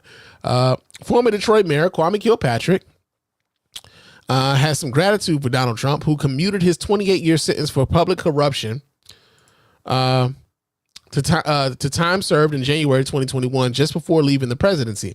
Kilpatrick ended up serving nearly 8 years. So it might not come as a big shock that Kilpatrick, 53, attended a Trump rally in Saginaw County Wednesday, clad in a white baseball cap and powder blue sports coat. Kilpatrick sat near the stage on which Trump spoke for about an hour Wednesday evening. Afterward, the former mayor declined to tell a Detroit News reporter which candidate for president he'll vote for in November. I'm not going to answer that, Kilpatrick said. But Kilpatrick said he enjoyed his day Wednesday. Then, as he walked away from the reporter, he turned around and said he won't be voting for incumbent Democratic President Joe Biden this fall. In an interview with Deadline Detroit in January 2022 on Live Noise in Detroit, Kilpatrick expressed his appreciation for Trump for commuting his sentence. Who could ever not be thankful for him being in that position at that time and for him helping me? Kilpatrick and his wife Letitia and their 2 young children live in Georgia, where his virtual ministry Movemental Ministries is based. Kilpatrick has spoken about returning to live in Detroit. Kilpatrick was mayor of Detroit from 2002 until 2008. Before becoming mayor, he was a leading Democrat in the state legislature. So here's the thing about Kilpatrick, right? That I think, like, I can understand. I could definitely understand, like, you feeling some level of allegiance to Donald Trump because of what he did for you, right? I give him that. Like, I totally understand that. Like, having some, like, yo, man, I was facing another 17 years in prison, and this man allowed for me to walk away from that. And now I got these 17 years out free amongst, the public. I could be with my kids. I could be with my family and the whole night. I get that. Like, I really do. The part that,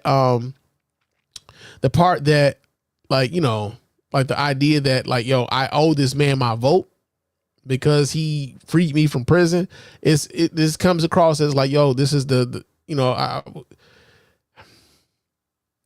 it's a bit selfish, right? It's a bit selfish in the sense that, like, yo, we know what Donald Trump could mean for the rest of us, right? Yeah, he freed you.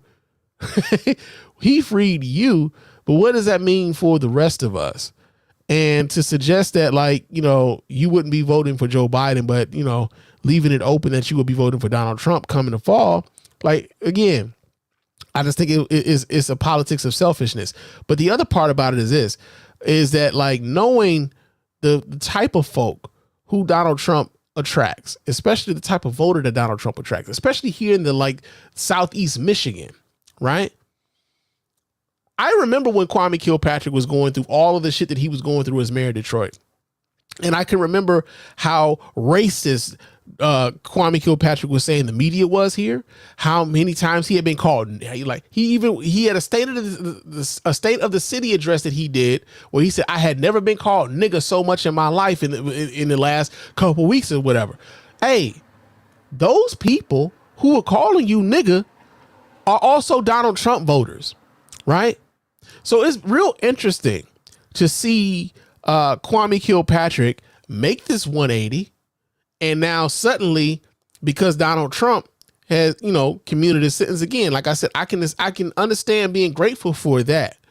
But also knowing what your public statement saying that you wouldn't vote for Joe Biden could mean, and also understanding who you're now aligning with. These are people who do not like you. right? These people do not like you, and they've said so many a time. And so it's interesting to see, like in much the same way that it was interesting to see Kanye West, become enamored with Donald Trump. And I remember when Kanye West, interrupted Taylor Swift at the VMAs and said that Beyonce deserved that award.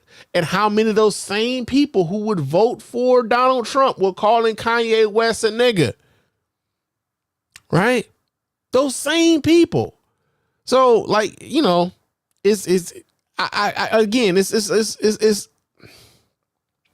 it's a weird dichotomy. It's a weird thing where, like, I understand you being grateful for getting let out of jail. But then there's this other thing. And I think that, like, understanding who you are, understanding what your voice means, even still in the city of Detroit, there are people right now to this day, if they had an opportunity to vote for Kwame Kilpatrick as mayor of Detroit, they still would.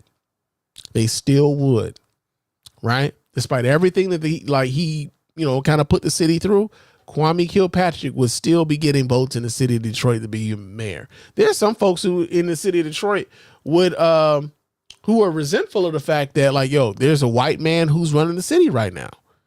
They hate Mike Duggan. Right? So, yeah, man. I guess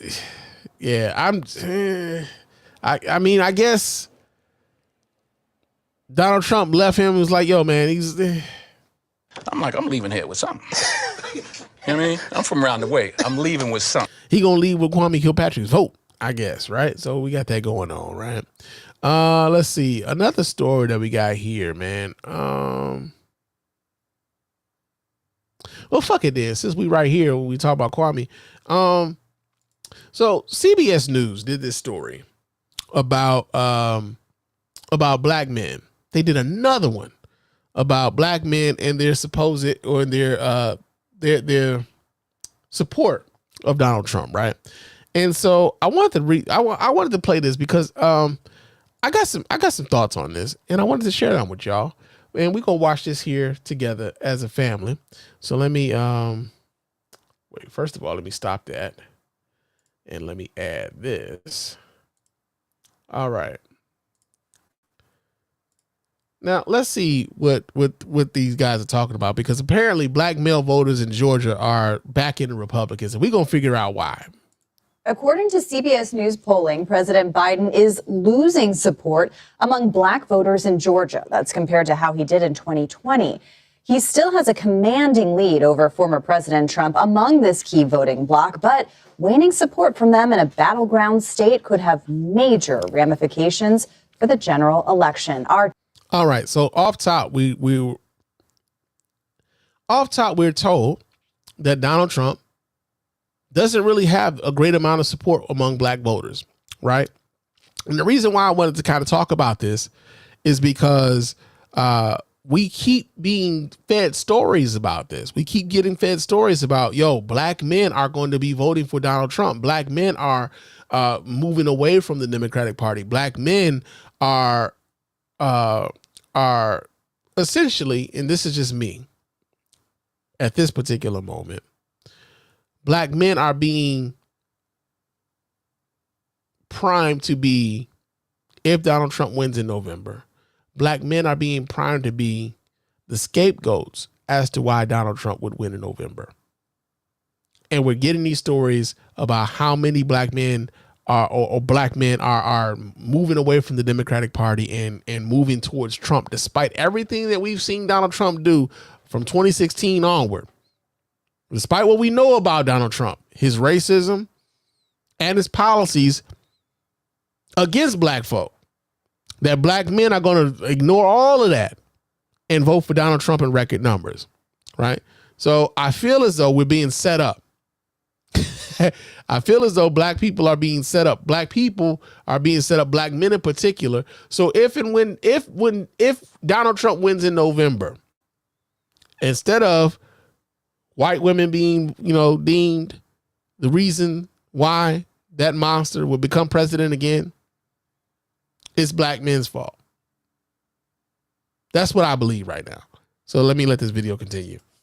Torian Small sat down with several black male voters in the state who are backing Republicans. So, Torian, this is a fascinating conversation. I'm so eager to see what you learned from them. Why are these voters that you spoke to inclined to some conservative ideas? Yeah, so two things, Caitlin. I met with canvassers with the New Georgia Project. It's a left-leaning black voter advocacy group in the state, and they're telling me that they're seeing young black men be more open to considering Trump because they are the targets of misinformation. Part of that is the accomplishments or opportunities or these perceived opportunities for that community is being attributed to Trump in their minds wrongly instead of Biden or even Obama. But this group of black conservative men I sat down with said that they want to buck the idea that black men have to belong to the Democratic Party. Here's a bit of our conversation. Okay, before we get to that, there is a bit of truth to that. And, and how so much misinformation and disinformation is disseminated and targeted towards our communities, right? We saw this in 2016. And unfortunately,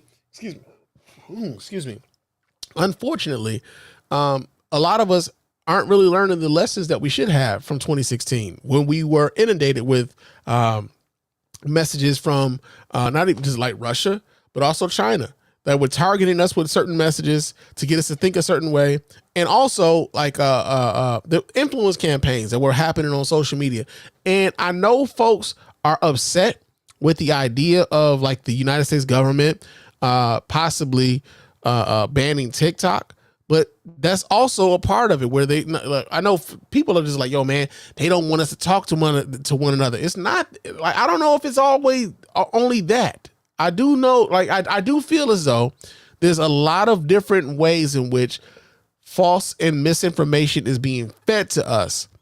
And some of us are falling for it. And when it's hard to deprogram someone when they've dove in on a certain thing and now they're programming themselves. So yeah, let me let this video play some more. I think that there's a misnomer, there's a social fallacy that surrounds the view that because the vast majority of black men voted for the Democrat Party, that there isn't a lot of conservative values there. Black men are very much looking for their opportunity to do it on their own, and they're not looking for necessarily for government to deliver something to them. And it's interesting that he would say that like there's a lot of black men who would prefer to do it on their own. I agree. There are a lot of black people who would prefer to do it on their own. Most of what a lot of black folks on the left are even asking for is for government to stop hindering us, right? Stop having policies that would hinder us. Stop having policies that would protect those that would like do harm to us, right? Like the criminal justice system, right? We're asking for those things to be moved out of the way so that we can go out here and do the things that we want to do. Ironically enough, a lot of the policies that the Republican Party is pushing right now has them very much into everything that's going on in your life right now. They want to be able to monitor whether or not your wife is pregnant. And if she is pregnant, whether or not she has an abortion, and if she has an abortion, where did she have that abortion? If she's in Texas and she's pregnant and she decides she wants to come to Michigan to get an abortion, they want to be able to prosecute your wife for coming to Michigan to have an abortion, despite the fact that that pregnancy could be threatening her life. Right? I'm old enough to remember when the Republican Party was the ones who were talking about how they wanted to get they wanted to get government out of your lives, right? Republicans are out here talking about how like they're banning books. They don't want you reading certain books because they don't want kids learning certain ideas. Why? What are you scared of? What are you scared of? They don't even want to teach the kids history anymore. The Republican Party is that. So when he says that, like, yeah, there's some, we want to be able to do it ourselves. Like, I get that part of it, but are you cool with all the rest that comes with that? Right? Are you cool with the rest that comes with that? That's 41-year-old Azad Ahmadi. He was actually an Obama-Trump voter. Oh, he interesting. flipped in 2016, and that's really his introduction to this conservative movement there. But again, they're looking to reject the idea that Black people have to come home to the Democratic Party in November. Yeah, that's fascinating to see that transformation. You mentioned that you spoke to a liberal-leaning group about Black voters, but you've also spoken to the Republican Party about their outreach to Black voters. What are they doing? What did they tell you? Well, so there's a clear disparity in outreach efforts post 2022. We've seen a lot of those community centers or outreach centers shutter after 2022 happened. In Atlanta, I went to a center in College Park, just right outside of Atlanta. It was the African American Community Center there that closed down, and nothing has replaced it. I talked to the same conservative group about that. If they see that as a problem, this is what they had to say. Do you think Republicans are doing enough outreach in Black communities? We can do a better job. We have an opportunity to get a message out, and we're doing everything that we can to take advantage of that opportunity. This is something. That's bullshit. Let's just keep it a buck. That's bullshit. Republicans don't give a fuck about what's going on in the inner cities, right? And it's one of those things where it's much as the same criticism that I have of third party candidates when it comes to trying to get the Black vote, is that like, yo, I think that like third party candidates would be more viable if they showed up more than just when it comes time to vote for president, right? Like I can't tell you the last time I saw a third party candidate show up on a city council ballot. I can't tell you the last time I saw a third party candidate really show up in a significant way on a state ballot, whether it be for governor, whether it be for a state legislative position. Like the only time I ever really see the third party candidates show up in earnest is when it's time to vote for president. And 9 times out of 10, when they do that, they're only doing it, like they're doing it in a way in which they know they're in no position to win, but they're going to siphon votes from one party or the other, right? In which case the third party becomes a proxy for one party or the other, right? And so some folks will throw away a vote for a third party candidate because, for whatever reason, I can't stomach voting for one or the other. So they vote for this third party candidate so that they can absolve themselves and their conscience and say, well, I didn't vote for either one of these motherfuckers. I voted for such and such. Yeah, you wasted the fucking, you wasted that vote, because like it becomes a thing where like you're only doing this in order to absolve yourself for any blame for why things are the way that they are, right?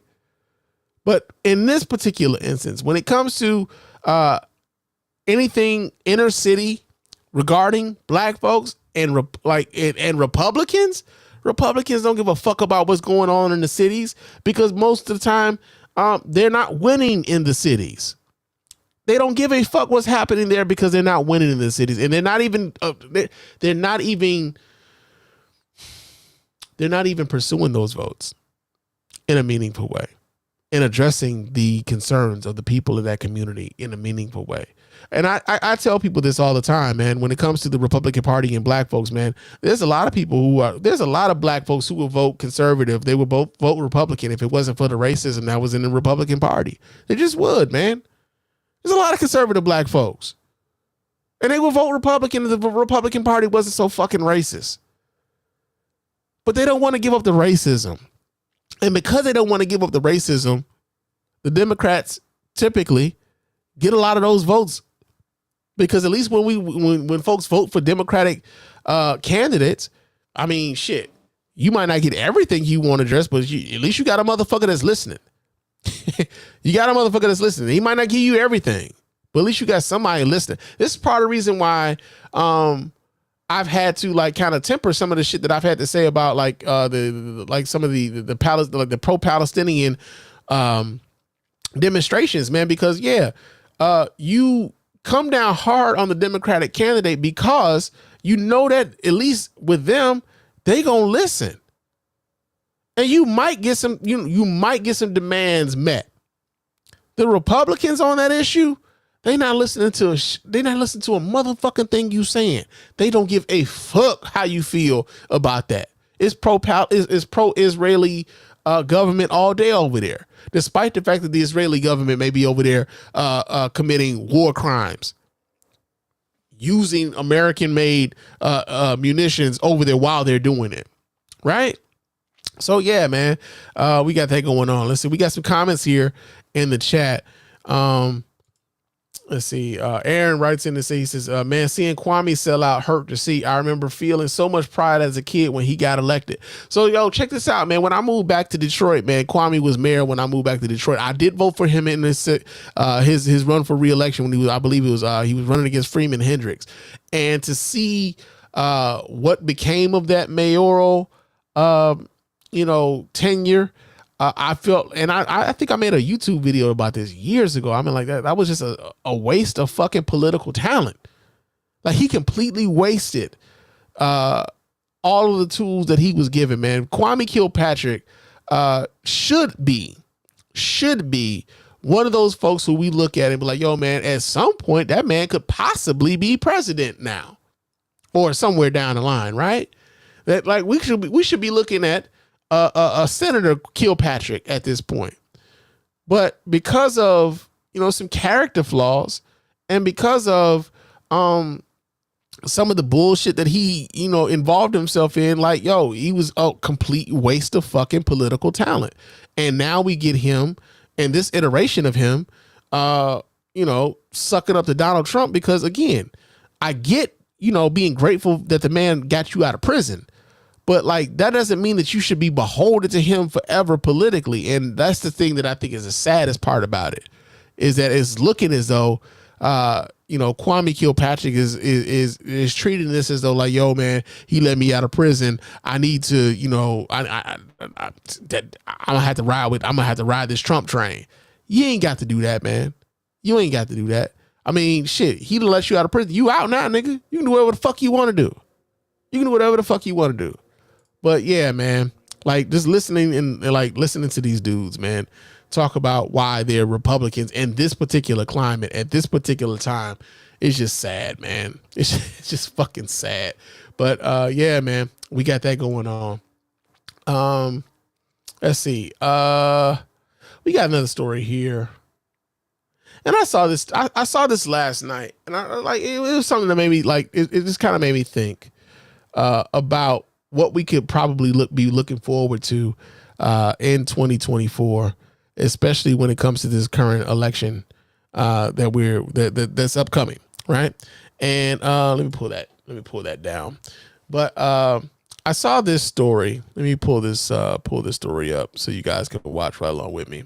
But I saw this I was watching Real Time with Bill Maher last night, and I don't really watch Bill Maher much anymore. I think Bill Maher has the older Bill Maher has gotten, the more right wing Bill Maher has sort of become. And I know he still considers himself a bit of a liberal, and I believe like he's one of those older white dudes who talks about wokeness all the time, and he doesn't necessarily get it. That's I get it. You're an older white guy, is beyond you. You don't understand it. It's fine, right? But I've noticed, like, even when I was watching Real Time last night, like how many people were cheering for the shit that Kellyanne Conway was talking about on that show, right? Like it was as if there was a bunch of Republicans in that particular audience that night. And I don't know if he normally has that many Republicans in the audience that night, but she was saying some shit, and I was like, if you've been paying attention, that was some bullshit, right? So one of the things. If he would unconditionally, let me pull this because there was a timestamp on this. Wait a second here. Let's see where I know I got it right there. Okay, yeah. So there was a timestamp that I had on that, but he had Kellyanne Conway on the show last Friday night, and she was talking about they were talking about Donald Trump and the reason why Donald Trump doesn't necessarily, he's always talking about how the elections aren't fair, right? And in 2020, we know that that a lot of states expanded our ability to be able to vote absentee. and or mail-in ballots, which is a way that a lot of our military votes. They vote mail-in ballots. And so one of the things during that time, man, I voted absentee for the very first time in my voting life. And I thought it was dope, and the reason why I thought it was dope, it was like, yo, man, I can actually sit down. I can like look over this ballot. I can actually I would sit with my tablet or whatever. And I would like Google these people, especially like the judges and stuff, right? Because I had never really been familiar with a lot of these judges. I'm not in front of a judge like that. I'm not involved in the court system like that. So to be able to like kind of look over some of the rulings that some of these judges have made, make sure that I can like look up some of these state legislature, whether it be the state senate or the state house of representatives, look up these candidates so I can figure out whether or not do I really support this motherfucker or don't I, right? And I can make an educated decision on the people in which I'm voting for, right? That was the biggest thing for me. I can make an educated decision on who it is that I'm voting for.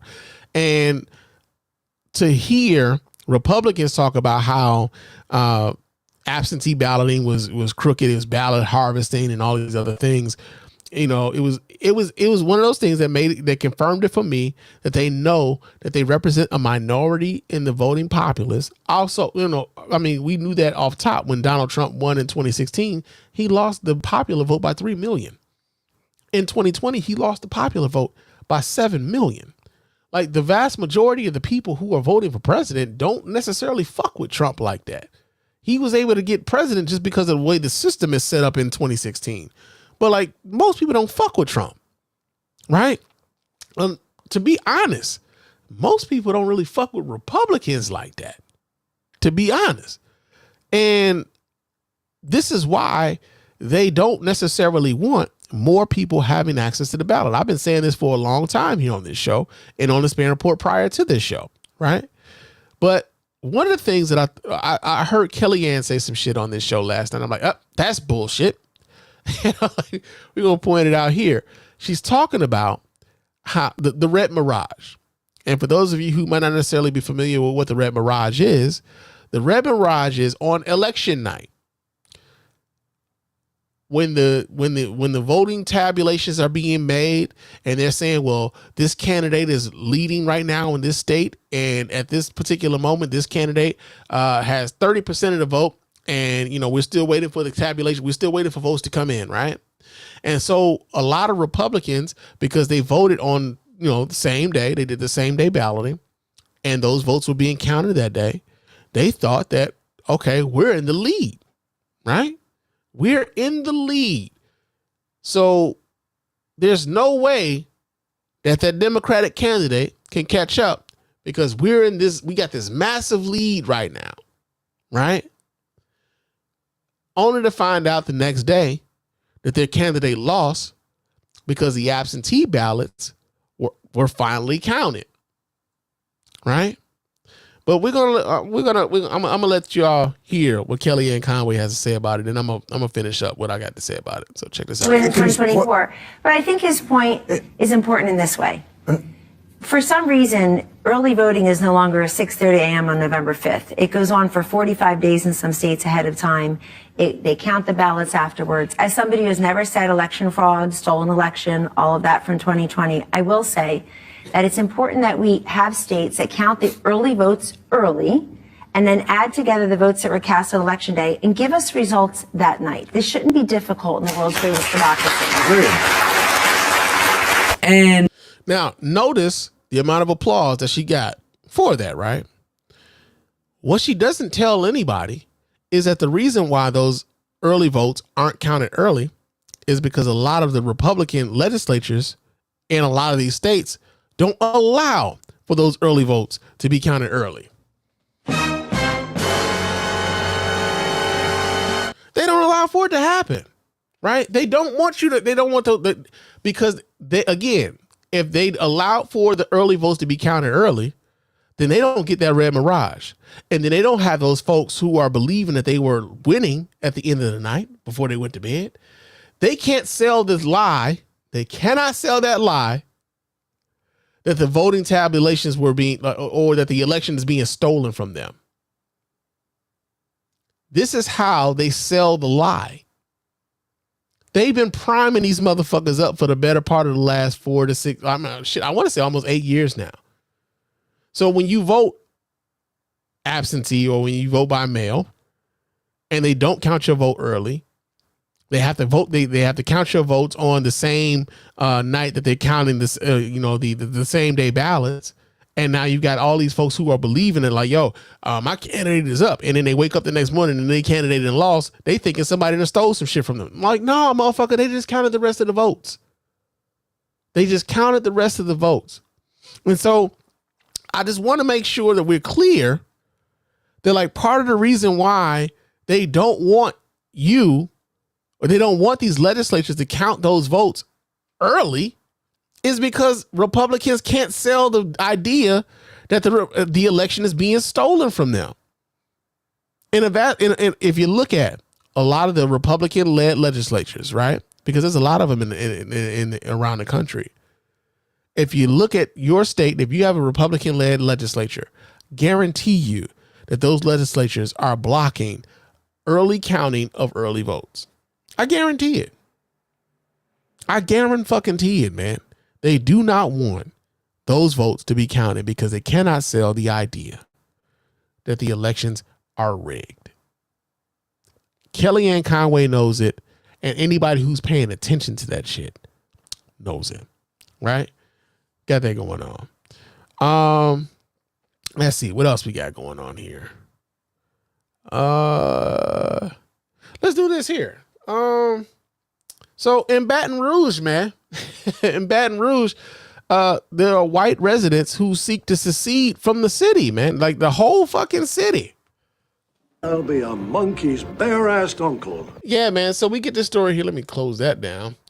But we get this story here. This comes out of, where do we get this story from? We get this out of the New York Post. So, take that with a grain of salt. You know what I mean? But it says a group of wealthy white Baton Rouge residents have won a decades-long battle to split from the majority black city to form their own suburb following a state Supreme Court ruling. After reversing a lower court's decision on Friday, the Supreme Court ruled 4-3 in favor of the incorporation of St. George, which will form in southeast Baton Rouge.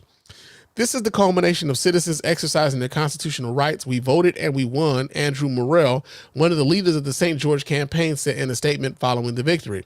Now we begin the process of delivering on our promises of a better city, he added.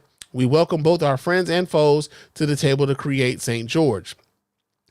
And if you're looking at all of the pictures of the people who support it, all of these folks are white. Like, all these folks are white. I ain't seen a black face yet.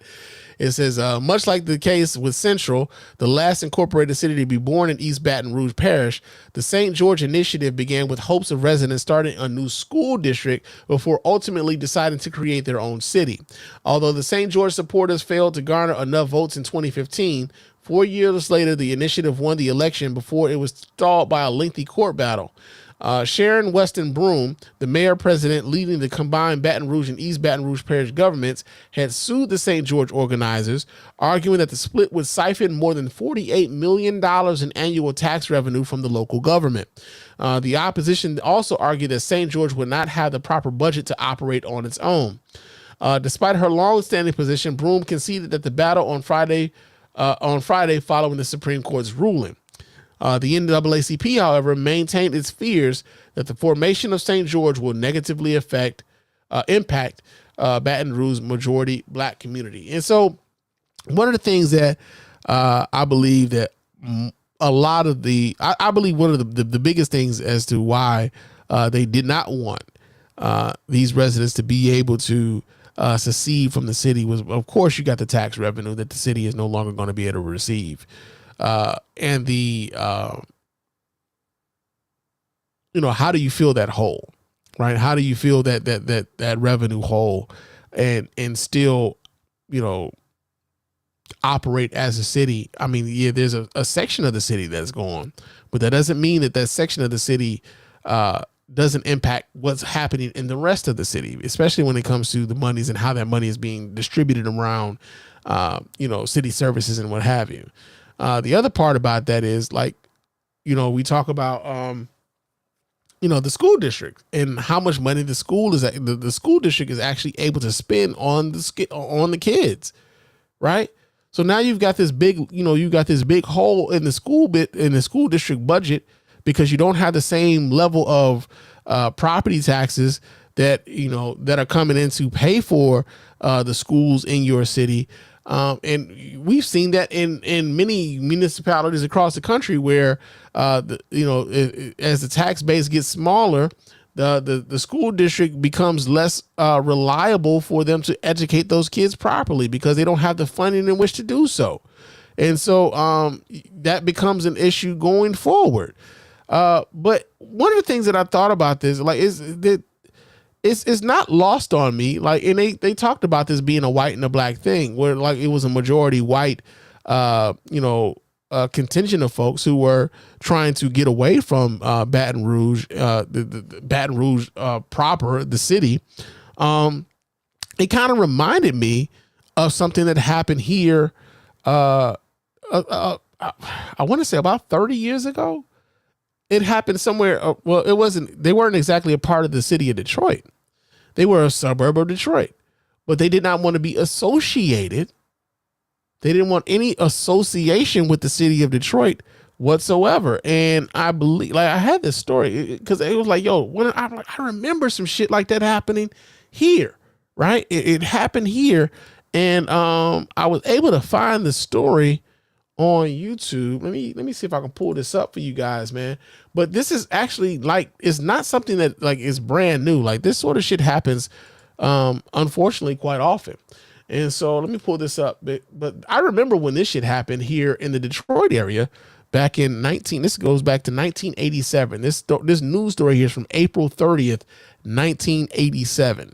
So check this out, y'all. Let me pull this up. Y'all can't check anything out if I don't pull it up. One Metro Detroit community is going through kind of an identity crisis.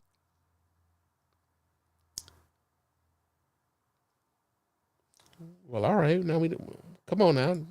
Don't do me like that now.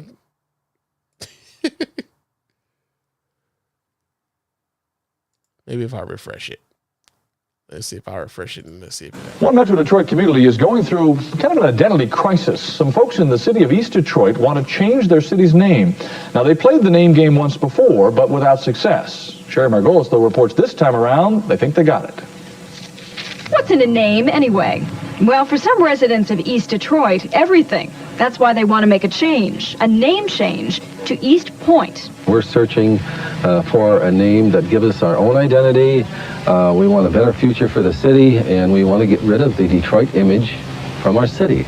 East Detroit is a small bedroom community of about 38,000 people. In fact, it's almost a suburb of Detroit. But some people here feel that all they really share with the city is its name.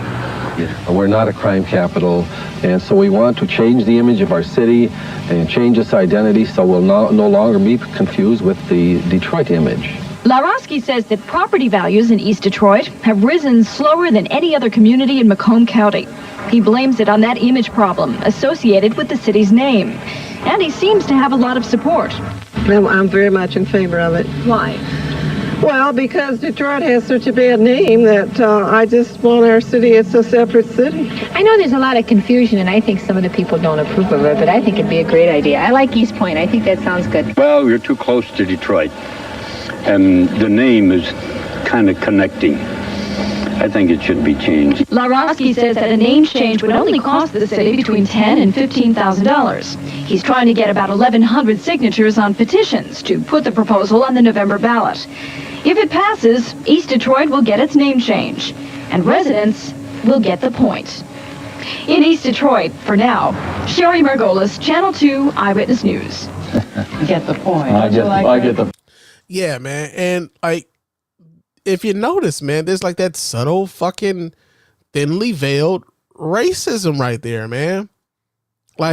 There's this need for a certain segment of the population. And it didn't surprise me that East Point was in Macomb County. I was like, oh yeah, because Macomb County, even if you go to Macomb County now, that is Trump country, right? It doesn't surprise me even now, right? But when I saw this story about these folks who were really adamant about separating themselves from the city of Baton Rouge. I don't know why, and I don't know why this story clicked in my head, but I was like, yo, that sounds familiar to me. And so, yeah, man, I just hope that in the city of Baton Rouge that they are able to, to kind of make up for more than anything, the financial loss that they would, the hole that they would get in their tax base because of the secession of now St. George leaving the city. Because I think that in large part, man, like it's hard for cities to be able to kind of fill in these holes when they have such budget shortfalls, especially when you had X amount of dollars coming in for said city to pay for city services, and now you got a part of the city that is like, yeah, we don't want to be a part of y'all no more. Where do you get their money from now? So yeah, we got that going on. Another story that we have going on. Yeah, this shit happened, and I think this is fucked up. But there are 3 women in the state of New Mexico who unfortunately have contracted the HIV virus while having a what they call this, a vampire facial performed at a spa. Yeah, man, this is some scary shit. So we get the story here. This comes out of businessinsider.com. And wait. Well, I'll be goddamn. I'm not gonna do this story. I'm not gonna do this. This isn't the story that actually happened recently. I'm looking at the date on this shit. This shit happened in July 17th, 2007. Yeah, so doing that story would be like, nah, this ain't something that happened recently, man. So yeah, we're gonna get this up out of here. This is some bullshit. My apologies, y'all. My apologies. I try to keep it tight, but yeah, every now and again, man, some bullshit slips through. But while we're talking about bullshit slipping through, how about Confederate Heritage Month in Alabama, y'all? That's the dumbest thing I've ever heard in my life. There's no wonder you get D's and everything. I mean, I ain't getting no D, but apparently they need to be giving some D's to the governor of the state of Alabama, because this motherfucker has deemed this the month of April Confederate Heritage Month. And I believe the governor there down there, his name is Tate Reeves. But we're going to read a little bit here from the Mississippi Free Press. It says Mississippi Governor Tate Reeves declared April 2024 as Confederate Heritage Month in Mississippi, keeping alive a 31-year-old tradition that began in 1993. 1993 is when they first started doing this shit, huh? It says the Biloxi, Mississippi, the museum and historic home of Confederate President Jefferson Davis, announced a proclamation in a Facebook post on Friday, April 12th. That don't make sense. Okay. As we honor all who lost their lives in this war, it is important for all Americans to reflect upon our nation's past, to gain insight from our mistakes and successes, and to come to a full understanding that the lessons learned yesterday and today will carry us through tomorrow if we carefully and earnestly strive to understand and appreciate our heritage and our opportunities which lie before us, says the governor's proclamation, which is dated April 12th. Now, therefore, I, Tate Reeves, governor of the state of Mississippi, hereby proclaim the month of April 2024 as Confederate Heritage Month in the state of Mississippi. Beauvoir is owned and operated by the Sons of Confederate Veterans, a neo-Confederate organization that promotes lost cause ideology, a revisionist history that whitewashes the Confederacy's racist past and downplays the role of slavery in the Civil War. Beauvoir annually receives $100,000 from the state of Mississippi for development and maintenance. Starting in 2016, Donna Ladd, then the editor of the Jackson Free Press and now the executive editor of the Mississippi Free Press, first reported on then Mississippi Governor Phil Bryant's Confederate Heritage Month proclamations. The Mississippi Free Press has reported on Reeves' annual proclamations as well as in 2020, 2021, 2022, and 2023. Now, here's the thing that I think is very interesting about Confederate Heritage Month. A couple of weeks ago, about a month ago, we were talking about Candace Owens. Y'all remember we were talking about Candace Owens, because Candace Owens had been, kind of booted her out of her spot over at the Daily Wire because she was critical of Israel. And a lot of her handlers over there at the Daily Wire, I believe, what's that guy's name? I'm drawing a blank on this dude's name now, but he's got a really whiny voice, kind of nerdy almost. But he runs the Daily Wire, and they got rid of her because she was critical of Israel and the way that they're handling the war in Gaza and whatnot, right? And Candace Owens tried to make a play for, black acceptance. Like, she tried to act like she's always been down for the black, for the black community and everything else, right? And one of the things about Candace Owens is that Candace Owens, she's taught, or not even taught, but she's, propagated the idea that the conservatives and the liberals never switched. That there was never a switch in ideologies when it comes to the political parties here in the United States. And many a time, if you ask a Republican right now, they will tell you, oh, well, Republicans are the ones that freed the slaves. Republicans is the party of Lincoln. Lincoln freed the slaves and all this other shit, right? But they will also tell you that the Democrats were the ones who were fighting against Lincoln. So how does it make sense to anybody with a functioning fucking brain that the Republicans of today are promoting a thing like Confederate Heritage Month? How does that make sense to anybody with a functioning brain? If the current Republican Party is seeking to let us know about the history of the Confederacy and talking about how it is heritage and not hate, that whole adage. It's heritage, it ain't hate. Yeah, that whole shit. How do you then, how do you reconcile that? How do you reconcile that is mostly Republicans who are adamantly fighting against the removal of Confederate monuments across the country? How do you reconcile that to people who have a functioning fucking brain? Right? So, I mean, this is like a week ago, and I know I hadn't been on the mic for a little bit, but I'm just like, yo, man, like when I saw this, it's like, yo, like this is yet another instance of like they don't think people are paying attention, man. And that goes back to when I started talking about black male, like the black males that they would feature in the story like they did on CBS about how they want to vote for Republicans. It's like, yeah, but then you got all this other shit that comes with it though. And how do you reconcile that with the rest of your community? Because how they feel about the rest of us. How do you reconcile that? Unless, of course, you believe that you're one of the special ones and they won't do that to you. Right? So we got that going on. Our last story here. Before we get up out of here, I've been going on for 2 hours, man. I've been running my mouth for quite a bit. But our last story here has to deal with what's happening in the University of Mississippi, right? So at the University of Mississippi, there have been, and it's not just the University of Mississippi, it's been happening at schools all across the country, UCLA, Brown, Columbia. There's a lot of, college students who have been adamant and demonstrating about their displeasure with the Biden administration and with the United States government and their continued support of the Israeli government and their war with Hamas and what's happening in the Gaza Strip, right?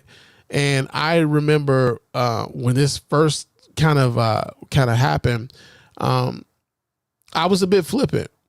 About how I was responding to it. I talked about a story about especially when it came to the Michigan primary and how there were so many people who voted uncommitted in the Michigan primary.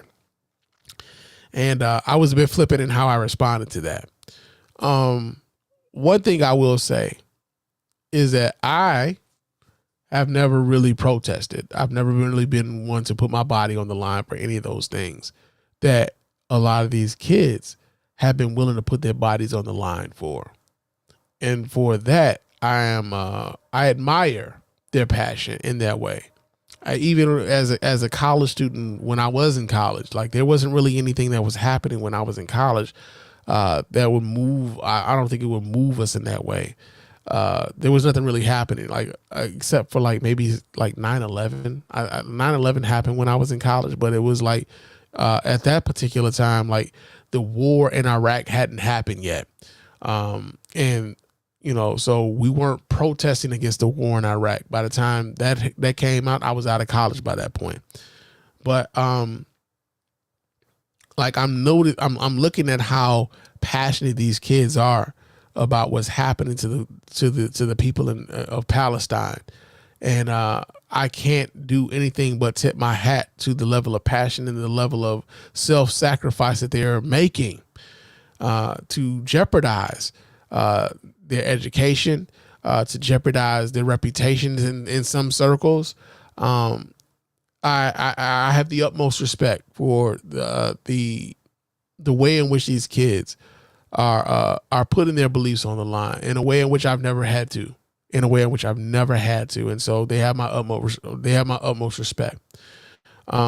Unfortunately, while of course this is going on,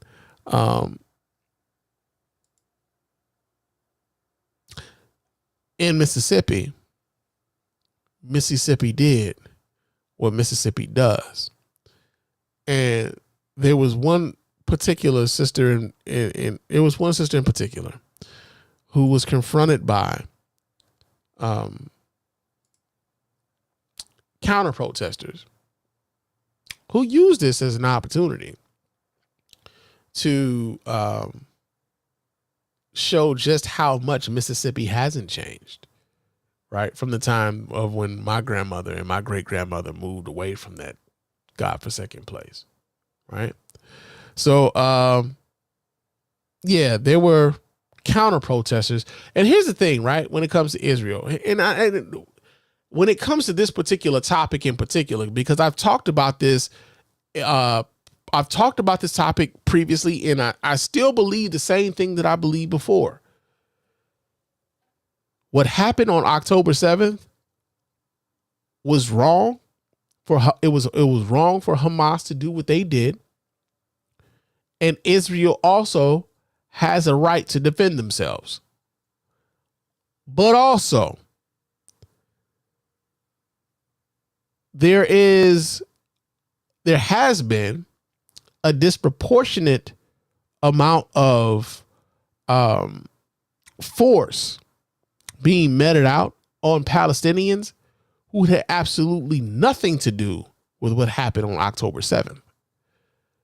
Also, there has been this thing where folks are pushing the idea that any criticism of the Israeli government is anti-Semitic, as if you hate Jewish people because you disagree with how their government is conducting a war.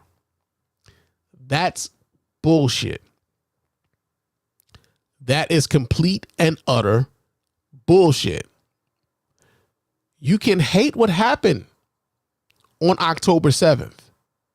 You can also hate how the Israeli government has responded to October 7th. Those two things are not mutually exclusive. Unfortunately, in the political climate that we're in, people think that we can't hold two thoughts at the same time.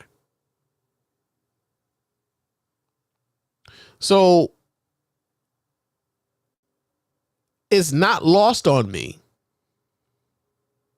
when the folks who say that you cannot criticize the Israeli government on any measure are also completely okay with being racist towards their own countrymen right here in America.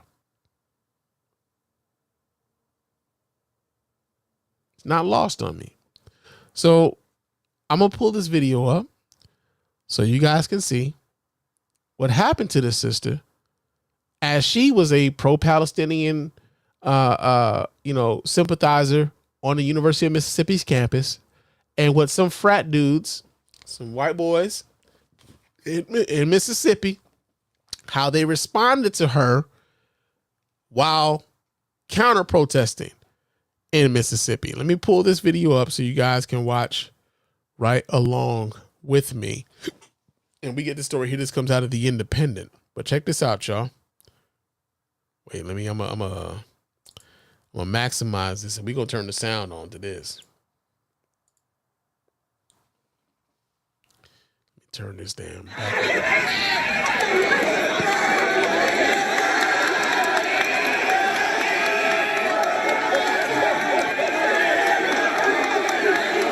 Now, also, remember when Colin Kaepernick was kneeling at the football games, and people were talking about how we kneel for the flag, or we stand for the flag, and all this other shit, and how disrespectful it is for the flag, for him to be doing what he do. Why does this motherfucker have on a United States flag overall suit?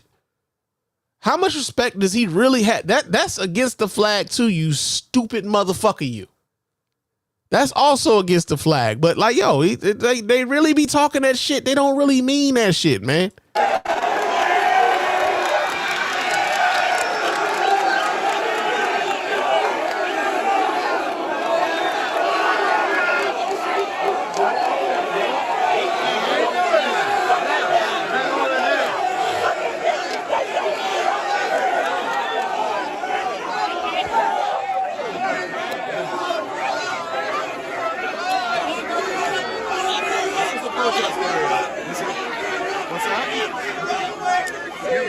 Yeah, and the frat boys are now yelling out, "Lock her up!" Like if you're watching this with me, man, like you see, it's just a sea of white folks, man. It looks alabaster than a motherfucker right here, man. It does. Like it's monochrome as shit right here. There's one black woman and this sea of white folk talking cash shit as she advocates for a people who are being decimated in a foreign land.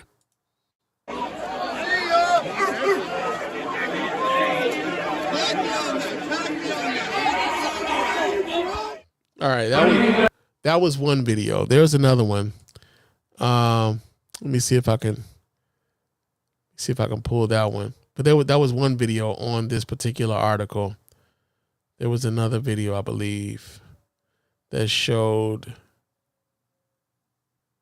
Okay, so no, they don't have it.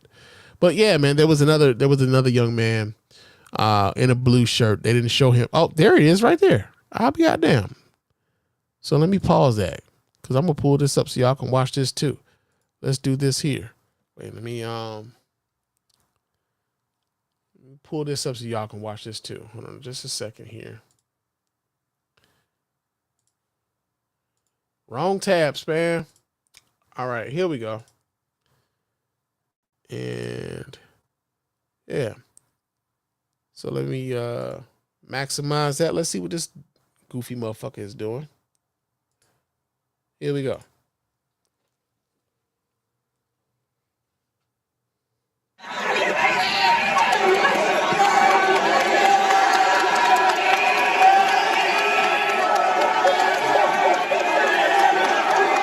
As you can see, that piece of shit was hopping around,